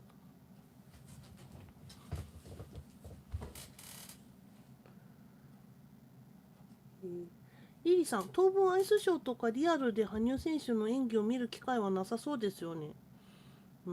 でもさ、プロスケーターなんで、ある程度はやるんじゃないかなと思うんですよね。このタイミングでこれを言って、次に何来るかって考えるとアイスショーじゃないかなと思うんですよ。なんでかっていうと、例えば YouTube でやるチアプラとかだと若干こうなんか私たちとの距離が近いじゃないですか。ね、その近いものって怖いんじゃないかなと思うし、アイスショーって羽生選手がこう提供してくれるものの中で一番遠いと思うんですよね。別に触れ合いとかはないし、だからそこでまず自分の本業を見せて、で判断してくださいみたいなのを持ってくるんじゃないかなって、まあ私の単純な感想なんですけどって思いました。まあそれが当たってるとか当たってないとか分かんないんですけど、そうなんじゃないかななんて思ってます。霞山崎は私に希望や活力を与えてくれたことは確かだ。そうだと思います。うん。なんか今までのことまでなかったことにしたいみたいな、そういうそこまでこう落ち込んでる人っていうのは、まあ、いるとは思うんですけど、ちょっと少ないのかなと思ってて、なんとなく聞いた感じで言うと。うん。今まで応援したそのところはないものにはしないけど、これから応援できるかどうかは分かんないっていうそういう人も結構いるのかなと思って、まあ、それはこれからの羽生選手の滑りとかによって変わるのかななんて思ったりします。マグマグさん、リリさん、そうですね、今のところアイスショーの発表ないですね。そうだね、今はないね。ローバーの独り言さん、私は彼のスケートのジャンプの瞬間とか、あの美しさが好きなんだと思ってます。ゆずるくんの写真よりも演技をしている彼が好きなの。うん、私もそうです。やっぱ演技で落ちてるからね。演技が一番好きですね。姿勢がとにかく美しいからね。ママテさん。マグマグさんの言う通り、羽生さんは着実に進化してます。うん。ものすごいいろいろ進化してますよね。この前のファンタジーとかもいろんな進化が見れたし。ヨシリンさん、メモリーズさん、ファンは全員失恋です。そこからの感じ方はそれぞれだと思います。うん、そうだね。横野川るきさん。実は普通の男だった羽生結弦ってなんかほっとしている自分もいる。妖精のまま年を重ねる羽生くんのを見続けるのも辛いことだったかも。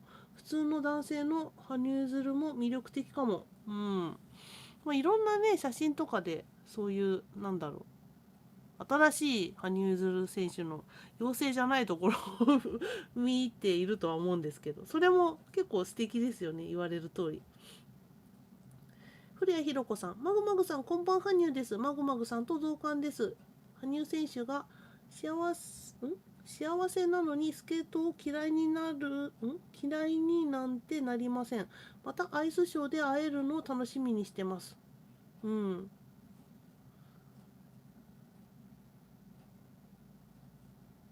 羽生選手がスケートが好きな限り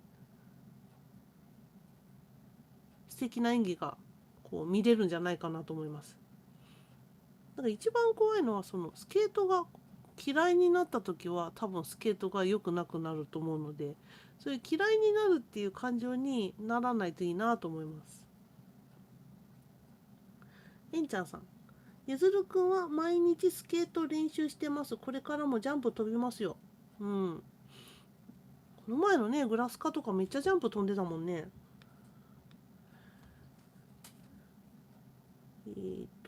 今飛んじゃった。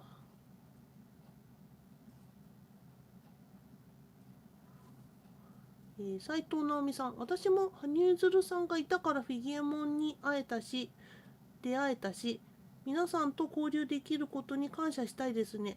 コロナ禍に入った時、すごい寂しい時期で辛かったから。ね、あの時、このチャンネル始めた時はちょうどコロナ禍だったので、ちょっとね、不思議な時期ではありましたよね。羽生選手が全然出てないのにやるっていうね。うん。でも私も斉藤直美さんがおっしゃる通りですね。皆さんと交流できることも感謝するし、なんだろう、羽生選手を通してしかお話しできなかった方がものすごくいっぱいいらっしゃって、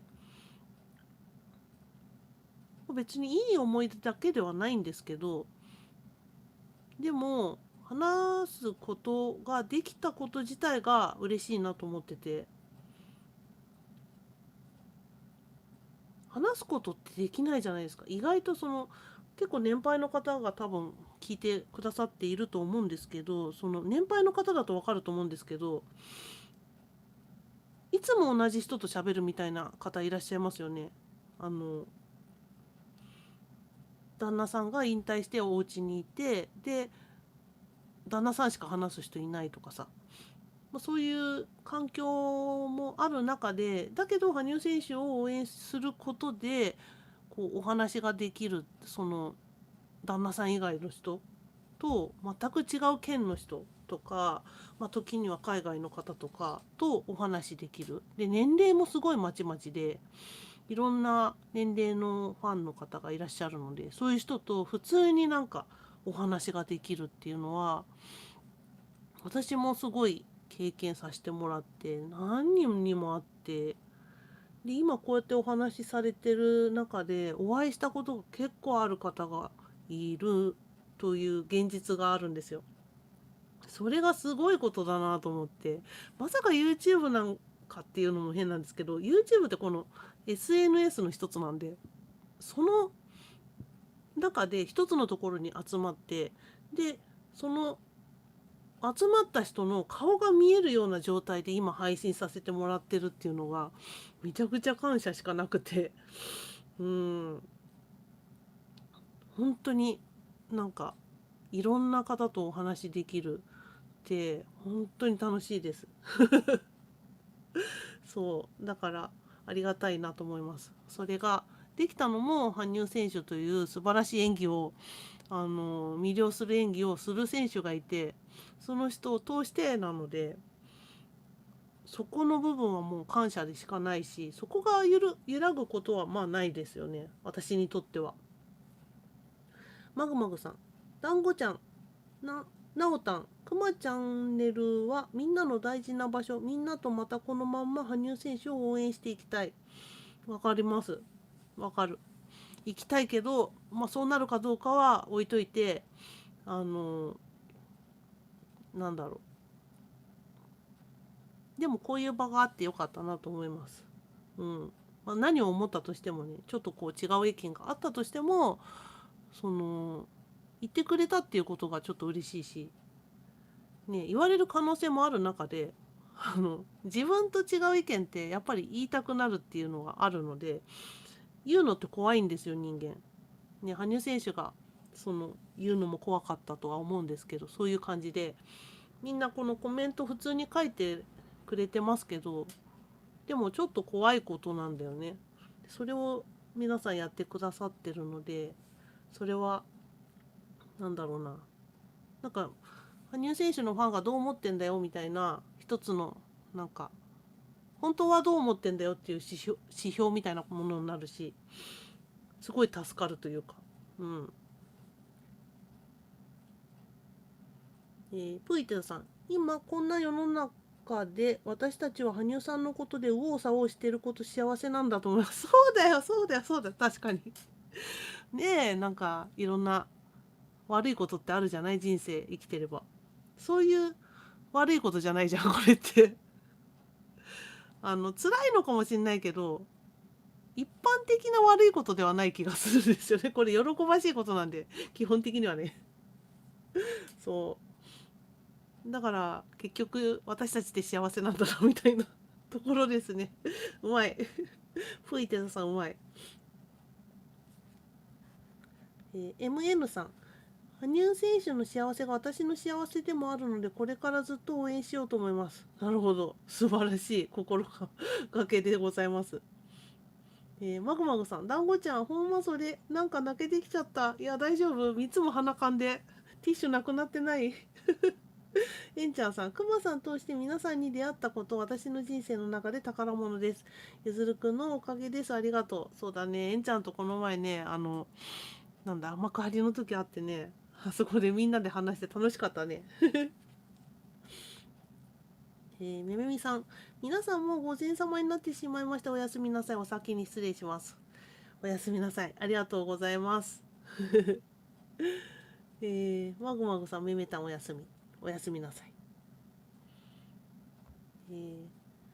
滝沢貴子さん、マグマグちゃん、私が初めてチャットした時に挨拶してくれて嬉しかったです。みやこさん、その説はありがとうございました。おー、ね、いろいろこう交流が深まっていますよね。すごいなあ、本当に。パンキチさん、団子ちゃん、そうだね、これだけ思える羽生くんのスケートをここでみんなで応援したいな。ね、応援できる気持ちがあるならみんなで応援しましょう。斉藤直美さん、めむみさんおやすみなさい。おやすみなさい。はい。ママタテさん、びっくりしただけですぐに喜んでお祝いした私は、今日のライブでショックだった人の気持ちが分かった気がします。どうか元気が出たファンの方は、ぜひとも一緒にこれからも応援しましょう。本当にそれですね。まあ、そんなこと言うけど、私がそこまでの気持ちになるかどうかっていうのは分かんなくて。でもね、さっきの写真を見た感じだと結構変わるっていうのが分かったんで、そうですね。まあなんだろう。みんなが喜んでくれるかなっていうような感じがしたら、今作ってる動画の続きを作ろうと思います。そう。あんまりその期間とか関係ないような内容で作ってるので、それが作れたらいいなぁなんて思ったりもします。うん。でもまあライブ配信が一番こう、なんか自分も楽しいしっていうところはあるんですけど、まあ、翻訳ができないのでね、このライブ配信。海外の方が見ても何のことかわかんないっていうのがあるんですけどね。普通の動画は、ほとんど、翻訳しているので、内容はわかるのかなとは思うんですけどね。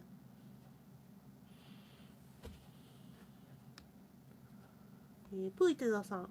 今回いろいろあるけど、羽生さんを好きなのは変わらない団子です。よかったです。ようこの川るさん。プイテザさん、同じです。あ、ボトル開けた。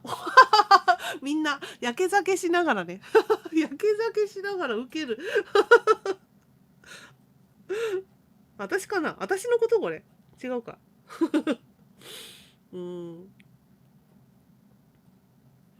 ゆずウィズウィングスさん。羽生くん24時間テレビ出るかな。うん、出ると思うんだけどね。なんとなく。出ない理由はあんまりない気がするんですよね。後藤一子さん、すっごいお久しぶり、こんばんはにゅ。もう彼が人間でも妖精でも神でも彼の公演は見たい、それだけ。ウケる。ウケるんだけど。公演はやっぱりさ、あの衝撃をみんな知ってるわけじゃないですか。まあ見たことない人もいるかもしれないんですけど、その生でね。でも生で見たあれは、やっぱすごいからっていうのはあるけど、ね。え斉藤直美さん、フィギュモンさんに出会えて皆さんとの交流が深くなっていくことで私自身の多幸感が増えました。おー、そっかそっか。ね、そのいろんな人と話して嫌だなっていうことももちろん起きるんですよ。人間がいっぱい増えれば増えるほどなんだろう、合わない意見を言う人とかがいるのもしょうがないので、だけどそれ以上に嬉しいことがあるから人間はこうなんか喋ることをやめないんだ多分。えんちゃんさん、ブーちゃん発表があってからずっとおしゃべり相手してくれてありがとう、元気出ました。あ、そうなんだ。へえ。よかったね。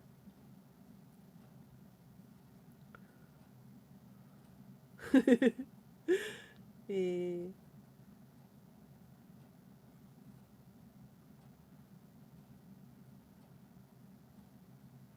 小川美也子さん、はい、フィギエモンさんの言葉でとっても良かったです。安心しました。この2日間、ゆずるさんのことは応援させていただきます。私の生きがいです。よかった。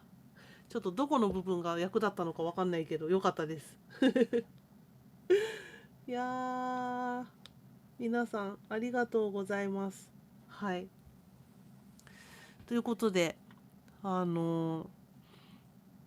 日はね、このフィギエモンの地球儀のこのパネルを書いてくださっていたんですけど、前。それをちょっと引っ張り出しました。これがね、私の心はパラダイス。笑顔は笑顔を連れてくる。遊び心はたくさんのご縁を招く幸の光っていう風に、お名前だけでこう書いていただいたんですね。花坂大石さんという方に。